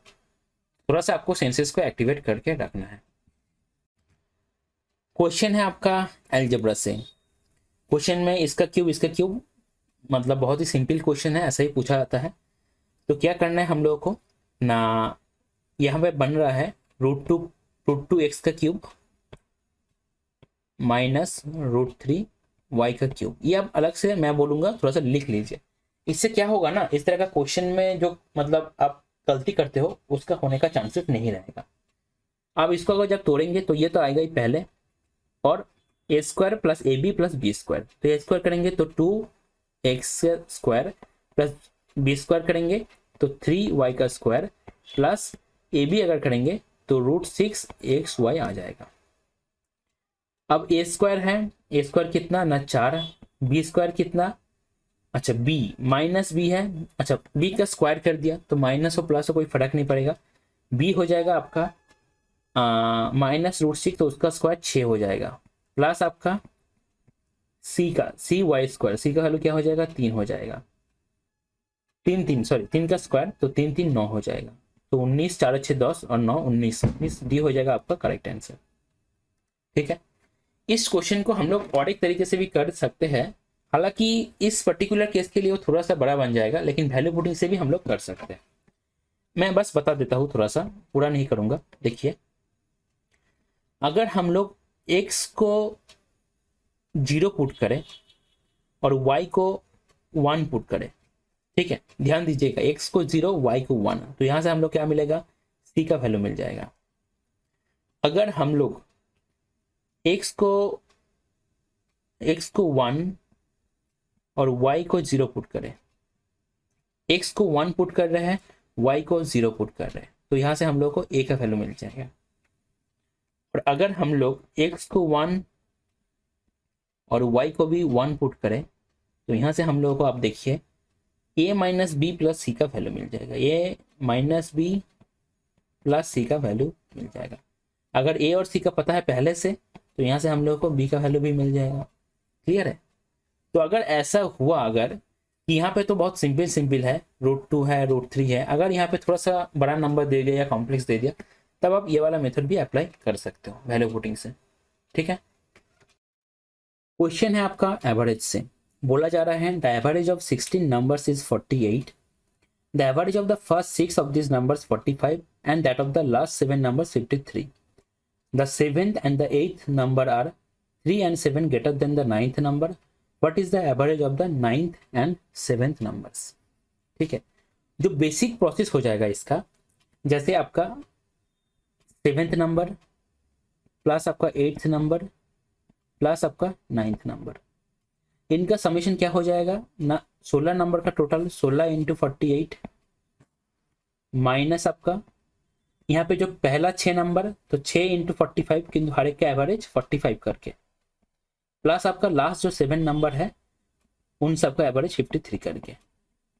ठीक है, तो यहाँ से हम लोगों को 7th 8th और 9th इन तीनों का टोटल समीशन कितना है ये हम लोग को मिल जाएगा। ठीक है, उसके बाद हम लोग 7th और 9th का एवरेज फाइंड कर सकते हैं।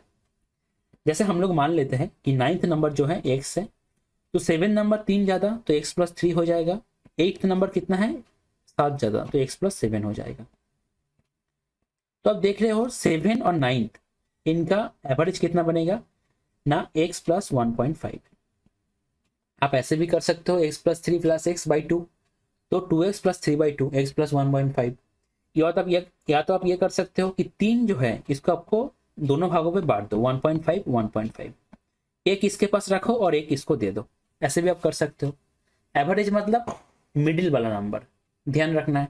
अच्छा, अब देखिए ऐसे हम लोग कर सकते हैं, लेकिन मैं यहाँ पे ऐसे सॉल्व नहीं कर पाऊंगा, मैं यहाँ पे डेविएशन का अप्लाई करूंगा। ठीक है, ये बेसिक प्रोसेस है। यहाँ पे देख के लग रहा है कि कैलकुलेशन बहुत ज़्यादा नहीं होगा, हम लोग आराम से कर सकते हैं।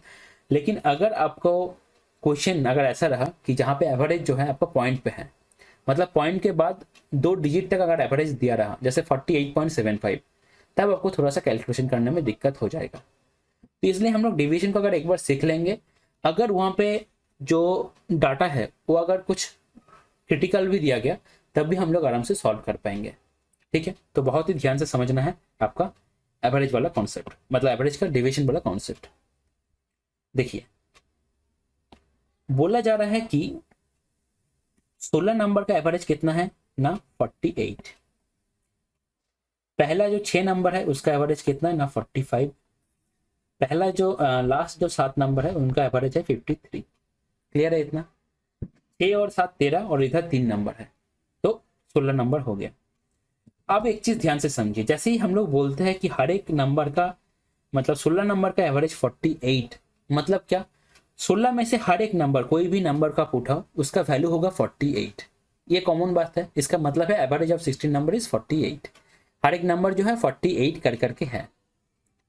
लेकिन पहला जो 6 नंबर है यहाँ पे बोला गया कितना, 45 करके, मतलब हर एक नंबर जो है क्या है, 3 करके कम है। 45 माइनस 48 कितना हुआ, -3। और यहाँ पे आप अगर देखेंगे 7 नंबर जो है 53 करके, तो हर एक नंबर कितना ना 5 करके ज्यादा है, 53 माइनस 48। क्लियर है? अच्छे से समझिए। अगर इन 6 नंबर पे हम लोग डेविएशन को देखेंगे तो 6 इंटू 45 माइनस 48 तो कितना आ जाएगा, -18 आ जाएगा। और यहाँ पे अगर देखेंगे तो 7 इंटू 53 माइनस 48 तो ये आ जाएगा आपका 35। तो नेट डेविएशन कितना आ गया, -18 प्लस 35 दैट विल बी 17। ठीक है, +17, ध्यान रखिए। मतलब क्या, यहाँ पे ये जो 6 नंबर है और ये जो 7 नंबर है, इनका नेट डेविएशन कितना है, +17। अब एक चीज आप सोचो, अगर ये 0 आता वैल्यू, अगर ये वैल्यू 0 आता, मतलब क्या, इन दोनों का मिला के सबका एवरेज कितना होता, 48 ही होता, क्योंकि कोई डेविएशन भी नहीं है। डेविएशन नेगेटिव में भी हो सकता है, डेविएशन पॉजिटिव में भी हो सकता है, मतलब कितना ज्यादा और कितना कम, ऐसा वाला। क्लियर है बात? अब टोटल तो कांस्टेंट है। ठीक है, आप देख पा रहे हो ये जो 13 नंबर है ये 17 ज्यादा ले रहा है। अब ये 17 ज्यादा कहां से लेगा, यही से ना लेगा, ये जो 3 नंबर है इनका जो समीशन है यहीं से तो 17 ज्यादा लेगा, है कि नहीं बताओ? तो हम लोग क्या लिख सकते हैं, ये जो 3 नंबर है, 3 नंबर का अगर एडिशन करेंगे तो क्या आएगा, 3x + 10। इसका समीशन कितना होना चाहिए, ऐसे तो 48 इंटू 3 होना चाहिए, क्योंकि हर एक का जो वैल्यू है 48 कर करके है। लेकिन यहाँ पे आपका डेविएशन कितना ज्यादा आया, 17 ज्यादा आया। तो ये जो 17 ज्यादा आया ये लेगा कहां से ना, इन तीनों का समीशन से लेगा, तो -17 कर देंगे हम लोग। क्लियर हो रहा है क्या? हम लोग को देखना है कि जो डाटा दिया गया है वो कितना ज्यादा या कितना कम है। हम लोग नेट फाइंड कर लिया, इन 13 नंबर में से 17 ज्यादा है। 13 नंबर अगर हर एक 48 कर करके होता तो कोई भी ज्यादा कम नहीं होता, 0 आता यहाँ पे सीधा 0 आता। ठीक है, लेकिन 13 नंबर में से कुछ नंबर जो है आपका 48 से ज्यादा है, नेट इफेक्ट में 17 ज्यादा है। अब टोटल तो कांस्टेंट है, तो ये 17 ज्यादा जो है ये कहां से लेगा, ये यही जो 3 नंबर है यही 3 नंबर से ना लेगा। क्लियर है क्या? तो देखिए आप कैलकुलेशन करेंगे तो 3x + 10 that will be equal to 48 into 3, तो 120 + 24 तो 144 माइनस आपका 17। तो 44 माइनस 17 कितना आता है, 34। 34 माइनस 7 तो 124। तो 3x का वैल्यू आ रहा है आपका 114, x का वैल्यू आ जाएगा आपका 3 3 9 और 3 8 24। ठीक है क्या, 3 3 9 3 8 24। क्लियर है? अच्छा 38 आ रहा है, अच्छा कुछ गलती हुआ है लग रहा है यहाँ पे। 144 माइनस 17 ये कितना होगा, यहाँ भी गलती हुआ है। 144 माइनस 17 तो 134 हो गया, 134 से 7 जाएगा तो 127 आ जाएगा, है कि नहीं? तो ये आ जाएगा 117। तो 3 3 9 और 3 9 27। ठीक है, तो x का वैल्यू आ जाएगा 39। 9th नंबर जो है 39 है, एवरेज क्या है 9th और 7th का x प्लस 1.5, तो एवरेज हो जाएगा आपका 39 प्लस 1.5, तो ये हो जाएगा आपका 40.5। ऑप्शन डी हो जाएगा आपका करेक्ट आंसर।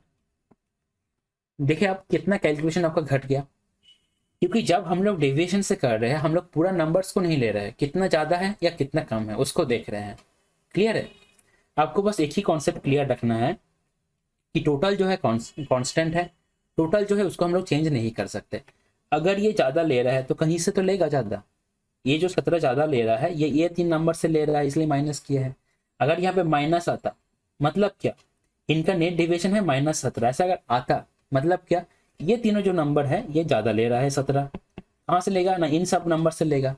ठीक है, तो डेविएशन आपको अच्छे से सीखना है, तभी आप इस तरह का क्वेश्चन को आराम से कर पाओगे और कैलकुलेशन आपका बहुत हद तक घट जाएगा। क्वेश्चन है आपका कंपाउंड इंटरेस्ट से। कंपाउंड इंटरेस्ट का जो इंस्टॉलमेंट का कॉन्सेप्ट है वहां से क्वेश्चन को लिया गया है। A sum of 4620 is to be paid back into equal annual installments.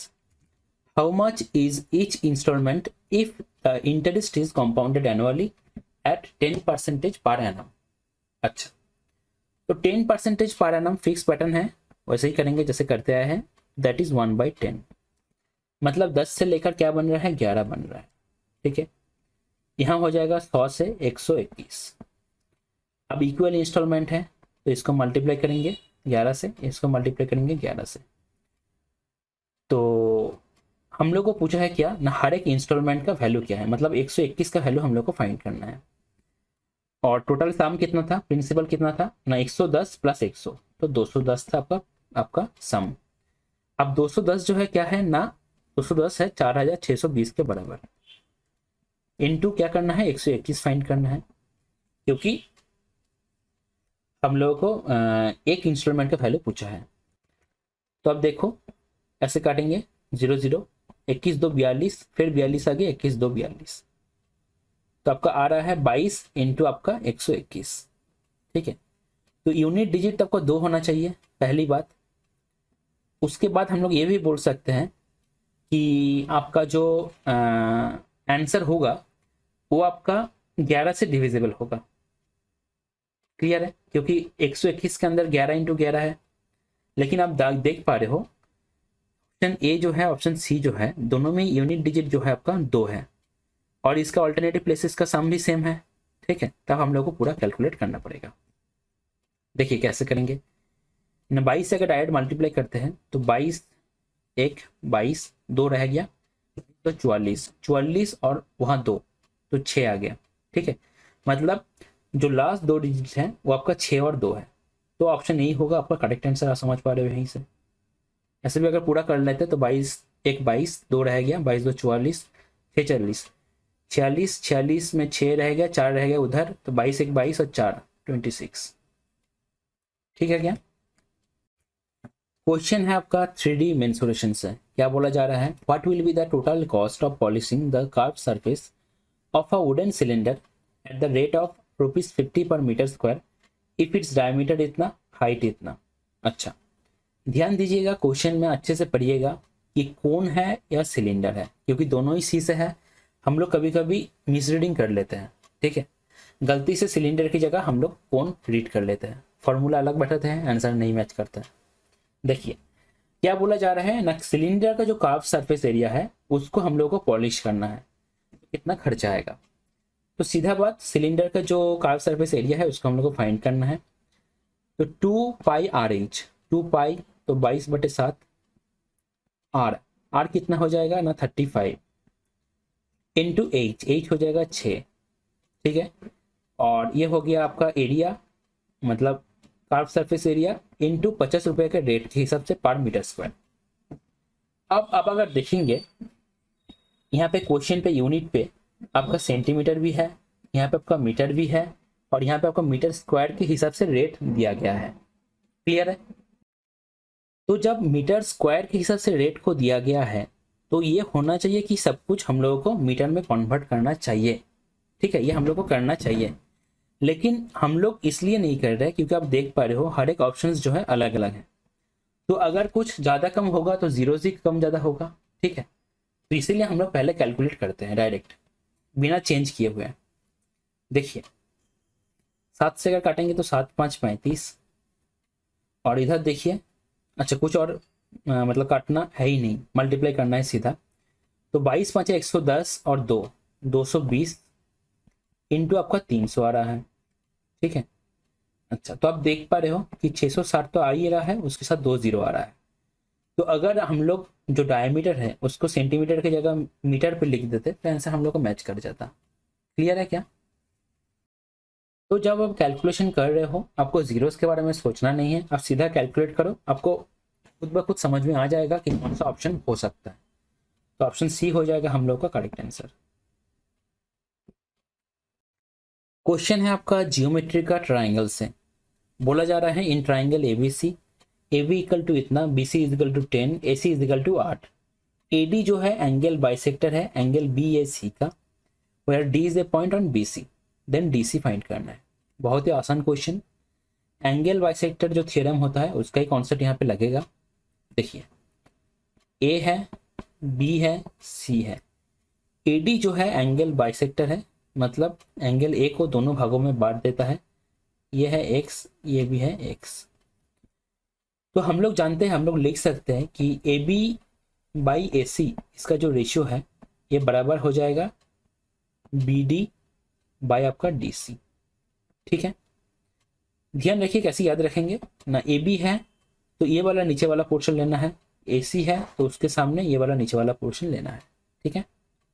अच्छा तो ए बी क्वेश्चन में दिया हुआ है 7, बी सी दिया हुआ है आपका 10 और आपका ए सी दिया हुआ है 8, ठीक है।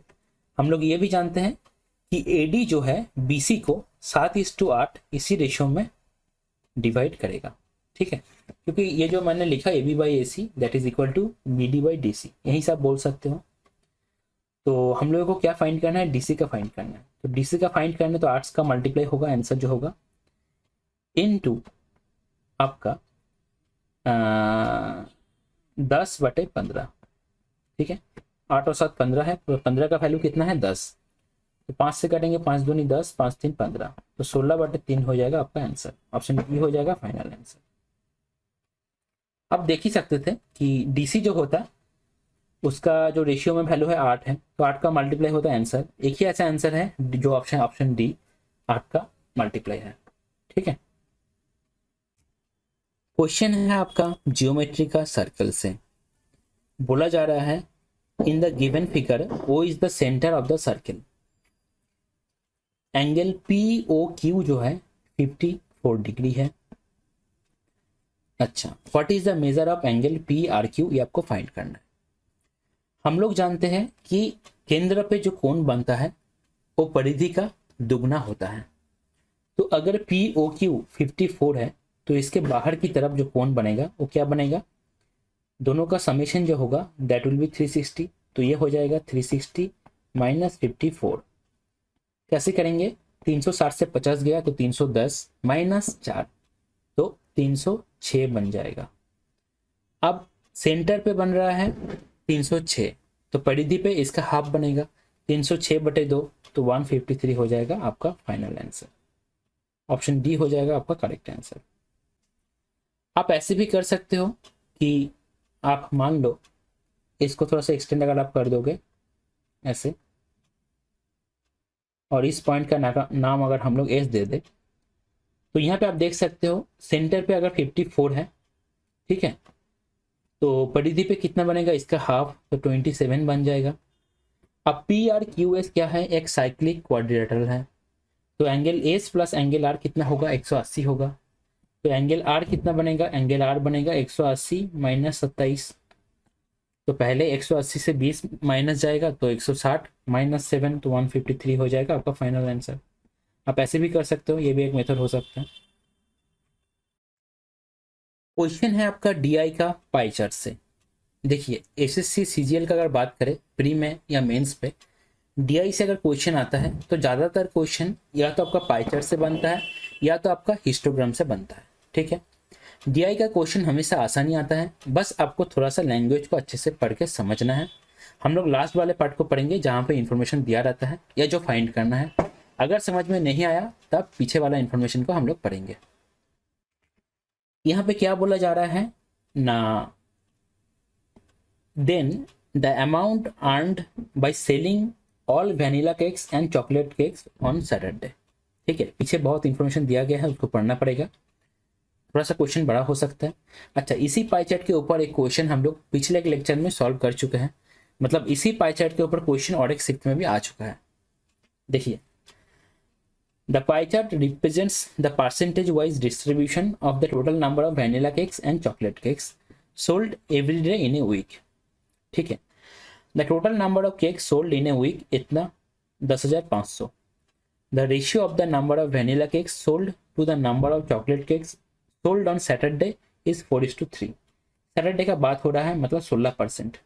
अच्छा, selling price of 1 vanilla cake इतना, 1 चॉकलेट केक 15। तो टोटल कितना पैसा हम लोगों को मिला है, पहले हम लोग देख लेते हैं। पूरे वीक पे अगर 10,500 सेल हुआ है तो सिर्फ सैटरडे पे कितना हुआ है ना, 10,500 इंटू आपका 16%, 16/100, 2 जीरो ऐसे ही ऊपर नीचे कट जाएगा। 16 से अगर मल्टीप्लाई करेंगे तो 16×5 80 और 16×1 16, तो 1680 हो जाएगा total number of chocolate cake plus vanilla cake जो आपका सैटरडे पे बेचा गया। क्लियर है। अब एक चीज आप अगर देखेंगे, यहाँ पे है वैनिला केक, यहाँ पे है चॉकलेट केक, दोनों का जो नंबर का रेशियो है दैट इज 4:3। ठीक है, और वैनिला केक का प्राइस कितना है, 8 रुपीज, और चॉकलेट केक का प्राइस है 15 रुपीज।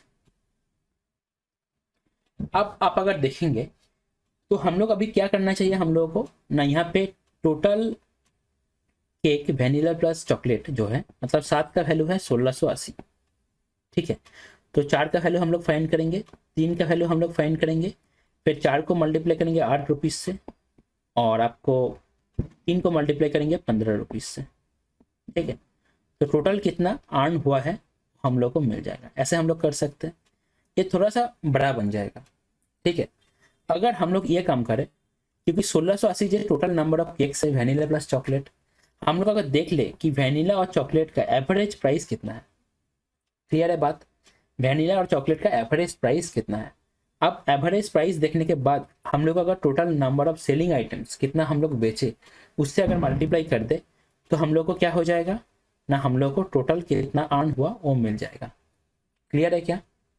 देखिए, आपको एवरेज प्राइस कैसे फाइंड कर सकते हैं ना, टोटल कॉस्ट कितना हुआ 4,832 प्लस आपका 15,345, किससे भाग करेंगे टोटल नंबर से जो है आपका 4 + 3 7, तो ये कितना आ रहा है ना 77/7, तो 11 आ रहा है, 11 रुपीज़ है एवरेज प्राइस। इसके साथ अगर 11 मल्टीप्लाई कर देंगे तो टोटल कितना खर्चा हुआ है वो हम लोग को मिल जाएगा।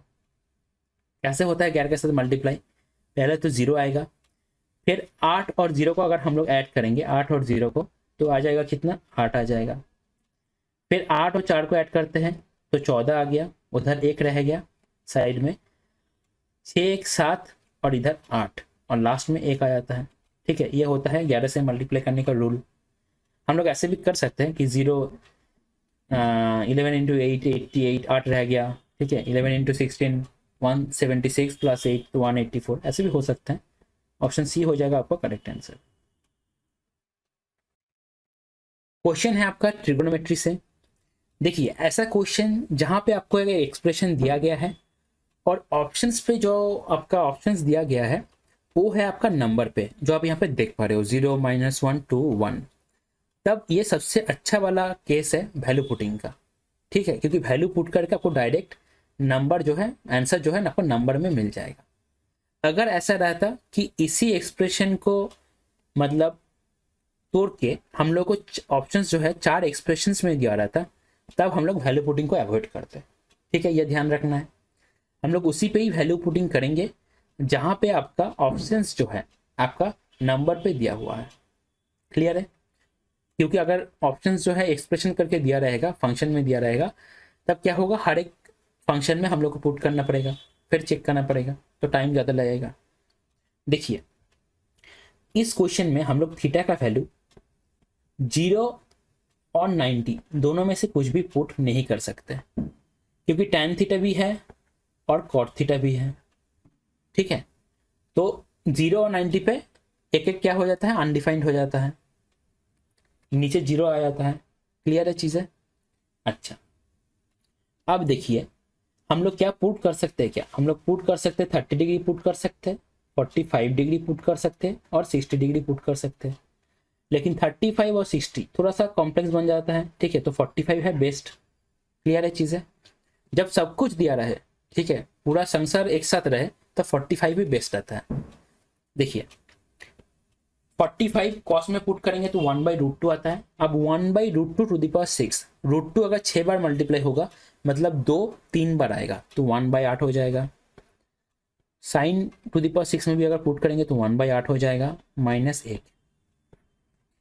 tan 45 होता है 1, 1 का स्क्वायर 1, cot 45 1, 1 का स्क्वायर 1 प्लस 2 प्लस है 3। अच्छा, तो यहाँ पे क्या बन रहा है 2/8 मतलब 1/4 -1, 1/4 -1 क्या -3/, आपका 4 इंटू कितना 2 1 3 4 प्लस है 3, तो यहाँ पे 4 4 कट जाएगा, -3 + 3 तो 0 हो जाएगा आपका फाइनल आंसर। ऑप्शन ए होगा फाइनल आंसर। क्वेश्चन है आपका नंबर सिस्टम से, बोला जा रहा है ए एंड बी दो प्राइम नंबर है, ए ग्रेटर देन बी है, एलसीएम 209 है, तो b² - a फाइंड करना है। ठीक है, देखिए इस तरह का क्वेश्चन ऐसे तो आसान ही रहता है, लेकिन प्राइम नंबर जो है आपको पूरा डाटा होना चाहिए। ठीक है, आपको सोचना ना पड़े कि कौन सा प्राइम नंबर है कौन सा नहीं है, क्योंकि आपको पूरा गेस करना पड़ेगा। ऐसा एक क्वेश्चन पहले भी आ चुका है। ठीक है, तो एलसीएम 209 हो तो 209 है, मतलब क्या, मतलब दो ऐसा प्राइम नंबर है जिससे हम लोग 209 को भाग कर सकते हैं, आपको वही फाइंड करना है।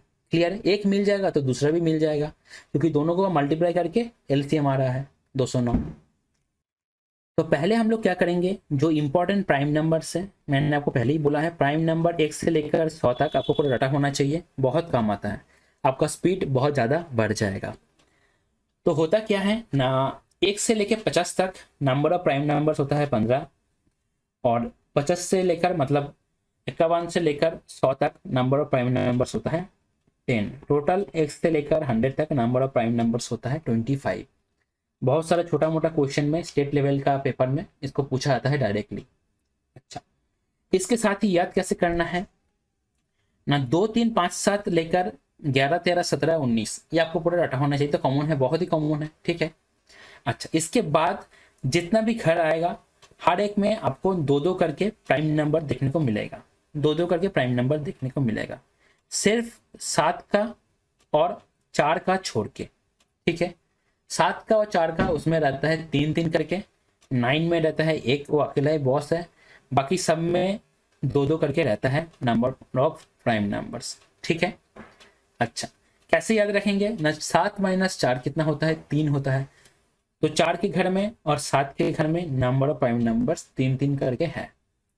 अच्छा, अब आता है क्वेश्चन में, इस तरह का क्वेश्चन में आपको देखो एलसीएम कुछ भी हो सकता है, प्राइम नंबर ऐसा भी हो सकता है कि 80 के घर में जाके आपको मिले, ऐसा भी हो सकता है। लेकिन ज्यादातर केस में क्या होता है ना, 1 से लेकर 20 तक इसके अंदर ही आपको प्राइम नंबर मिल जाता है। ठीक है, इन ऐसा दो प्राइम नंबर जिसका एलसीएम 209 है। क्लियर है बात? ये पूरा ट्रायल एंड एरर है, आपको पूरा खुद से चेक करना पड़ेगा। आप तभी जल्दी जल्दी चेक कर पाओगे जब आपका प्राइम नंबर क्या है ना, आपको पूरा रटा हुआ है। 2 3 5 7 11 13 17 19 आपको ऐसे चेक ना करना पड़े कि 11 हो गया, 12 तो प्राइम नंबर नहीं है, 13 है, 14 नहीं है, 15 है क्या, 15 भी नहीं है, 16 नहीं है, ऐसा आपको चेक ना करना पड़े, पूरा रटा होना चाहिए। अच्छा, आप अगर ऐसे भी चेक करोगे 2 3 5 7 उसके बाद 11 13 ऐसे, तो आप देख सकते हो कि 11 से ये डिविजिबल होगा, क्योंकि ऑल्टरनेट अगर प्लेसेस का सम करें तो 9 + 2 11 -0, तो 11 से डिविजिबल हो रहा है। अगर 11 से ये जाएगा तो 11 1 11 और किधर कितना रह गया 99 रह गया, तो 9 से डिविजिबल हो जाएगा। तो 11 और 19 ऐसा दो नंबर है जिसका एलसीएम क्या है आपका 209 है। और हम लोग दोनों प्राइम नंबर का एलसीएम का बात कर रहे हैं, प्राइम नंबर मतलब सिर्फ वही नंबर और एक, ये दो फैक्टर है, तो ये तो बहुत कॉमन बात है कि दोनों प्राइम नंबर का जो प्रोडक्ट है वो आपका 209 होगा। अब आपको ध्यान रखना है कि कौन सा बड़ा है कौन सा छोटा है ना, आपका बी जो है छोटा है, मतलब 11 जो है बी है, ए है बड़ा, तो बी स्क्वायर मतलब 121 माइनस हो जाएगा 19, तो 102 हो जाएगा आपका करेक्ट आंसर। देखिए हर एक क्वेश्चन में मैं जो रिलेटेड चीज़ें हैं जो आपको एक्चुअल क्वेश्चन में काम आएगा, ठीक है। सीखने के लिए, आपका नॉलेज बढ़ाने के लिए आप बहुत कुछ सीख सकते हो, लेकिन आपको ये भी देखना है कि जो मैं सीख रहा हूँ ये क्या एग्जाम में लग रहा है, ये क्या एग्जाम में आ रहा है, वो भी आपको देखना है, ठीक है। कॉम्पिटिटिव एग्जाम है, आपको ज़्यादा से ज़्यादा प्रैक्टिस करना है, थ्योरी आपको कम पढ़ना है और खुद से प्रैक्टिस करना है घर में। ये था आपका इस वीडियो का लास्ट क्वेश्चन। इसके साथ ही इस लेक्चर को हम लोग यहीं पे एंड करेंगे। वीडियो के अंदर जितना भी क्वेश्चन है उसका क्वेश्चन एंड सॉल्यूशन दोनों ही आप लोग पीडीएफ के फॉर्मेट में टेलीग्राम ग्रुप से डाउनलोड कर सकते हो at free of cost. Telegram group का लिंक आपको डिस्क्रिप्शन में मिल जाएगा, वहाँ से टेलीग्राम ग्रुप में जाकर आप पीडीएफ को डाउनलोड कर सकते हो। इसके साथ ही अगर किसी को लगता है कि किसी भी क्वेश्चन में इससे भी बेटर अप्रोच हो सकता है तो आप कमेंट कर सकते हैं। इसके साथ ही हम लोग का टीम का जो मेल आईडी है रिवाइज properly@gmail.com, यहाँ पे भी आप लोग मेल भी कर सकते हैं। अगर आपका कोई पर्टिकुलर सजेशन भी है तो भी आप लोग मेल कर सकते हैं। क्लियर है? अब क्वेश्चन आता है कि कैसे हम लोग वीडियोस को अपने काम में लें, अच्छे से यूटिलाइज करें, कैसे हम लोग वीडियो से प्रैक्टिस करें, ठीक है। ये भी थोड़ा सा समझ लीजिए। देखिए ये सब बहुत बेसिक सा चीज़ है, लेकिन बहुत लोगों का क्या होता है कि पूरा प्रॉपर आइडिया नहीं रहता है, तो थोड़ा सा वो लोग भटक जाता है, ठीक है। चीज़ों को करता है लेकिन प्रोसेस जो होता है थोड़ा सा सही नहीं रहता। तो प्रैक्टिस कैसे करना है समझ लीजिए। आपने वीडियो को स्टार्ट किया, वीडियो को स्टार्ट करने के बाद क्वेश्चन को देखते ही आपको पॉज कर लेना है। पॉज करके आपको क्वेश्चन को सॉल्यूशन करना है, ठीक है। हो सकता है कि आपका अप्रोच बेटर ना हो सकता है आपको टाइम ज़्यादा लगे लेकिन किसी भी तरह आपको आंसर तक पहुंचना है। इसके बाद आपको वीडियो को देखना है। अगर आपने देखा कि अप्रोच कुछ बेटर है आपसे, तो आप सीख लीजिए अप्रोच को अच्छे से, क्या किया गया है समझ लीजिए, ठीक है। अगर देखा कि सही अप्रोच है आपका भी और वीडियो का भी, तब आप आगे बढ़ जाइए, ठीक है। ये पॉज वाला बात बहुत ज़्यादा इंपॉर्टेंट है। हर एक क्वेश्चन में आपको पॉज करके ज़रूर से ज़रूर खुद से खुद आपको पहले ट्राई करना ही है, तभी आपको ये प्रैक्टिस काम में आएगा। क्लियर हुआ बात? ओके। नेक्स्ट देखिए, जितना क्वेश्चन है उसका आपने पहली बार वीडियो के साथ प्रैक्टिस तो किया, लेकिन कुछ क्वेश्चन ऐसा होगा जहाँ पे क्वेश्चन जो है एक ही फ्लो पे आपका नहीं बनेगा। अब ये जो फ्लो टूट रहा है ये किसी भी तरह से हो सकता है कि आपको क्वेश्चन नहीं बने आपसे, हो सकता है क्वेश्चन को आपने मिसरीड किया, आपको सॉल्व करने में ज़्यादा टाइम लग गया, हो सकता है आपको कैलकुलेशन मिस्टेक हुआ, ठीक है। किसी भी तरह का फ्लो टूटने वाला अगर बात हुआ, मतलब क्वेश्चन मेरा पहला फ्लो में नहीं बना, अगर ऐसा हुआ तो तुरंत आपको उस क्वेश्चन को मार्क कर लेना है और एटलीस्ट 1 वीक का गैप देना है। गैप देने के बाद उस क्वेश्चन को रिवाइज करना है। आप देख ही रहे हो चैनल का नाम भी है रिवाइज, इसीलिए चैनल का नाम रिवाइज रखा गया है, सो दैट जब भी आप चैनल का कुछ भी देखो, चैनल से जुड़े रहो, तो आपको हमेशा ये दिमाग में आना चाहिए कि मुझे इस चीज़ को रिवाइज करना है जो मैंने पहले पढ़ा है। हो सकता है वो मैथ हो सकता है वो जीके हो सकता है करंट अफेयर्स हो। क्लियर है बात? अब आपको रिवाइज, जितना क्वेश्चन आपका अटक गया या पहला फ्लो में नहीं बना, आपको उसको उतना बार रिवाइज करना है जब तक वो आपका पहला फ्लो में नहीं बन रहा है। अब यहाँ पे भी बात आता है, ये जो कितना बार रिवाइज करना है ये डिपेंड करेगा आपके ऊपर। हो सकता है आपके लिए वो 2 हो, किसी और के लिए वो 4 हो, या किसी और के लिए वो एक ही बार हो, ठीक है। लेकिन जब तक वो पहला फ्लो में नहीं बन रहा है, 1 वीक का गैप भी देना है, इंपॉर्टेंट है ये। जब तक 1 वीक के गैप में वो पहला फ्लो में नहीं बन रहा है तब तक आपको उसको रिवाइज करना है। क्लियर है बात? खुश रहिए, अपने स्वास्थ्य का ध्यान रखिए और फिलहाल अभी ज़्यादा टेंशन मत लीजिए, मेहनत करते रहिए एंड सही टाइम का वेट कीजिए। Thank you.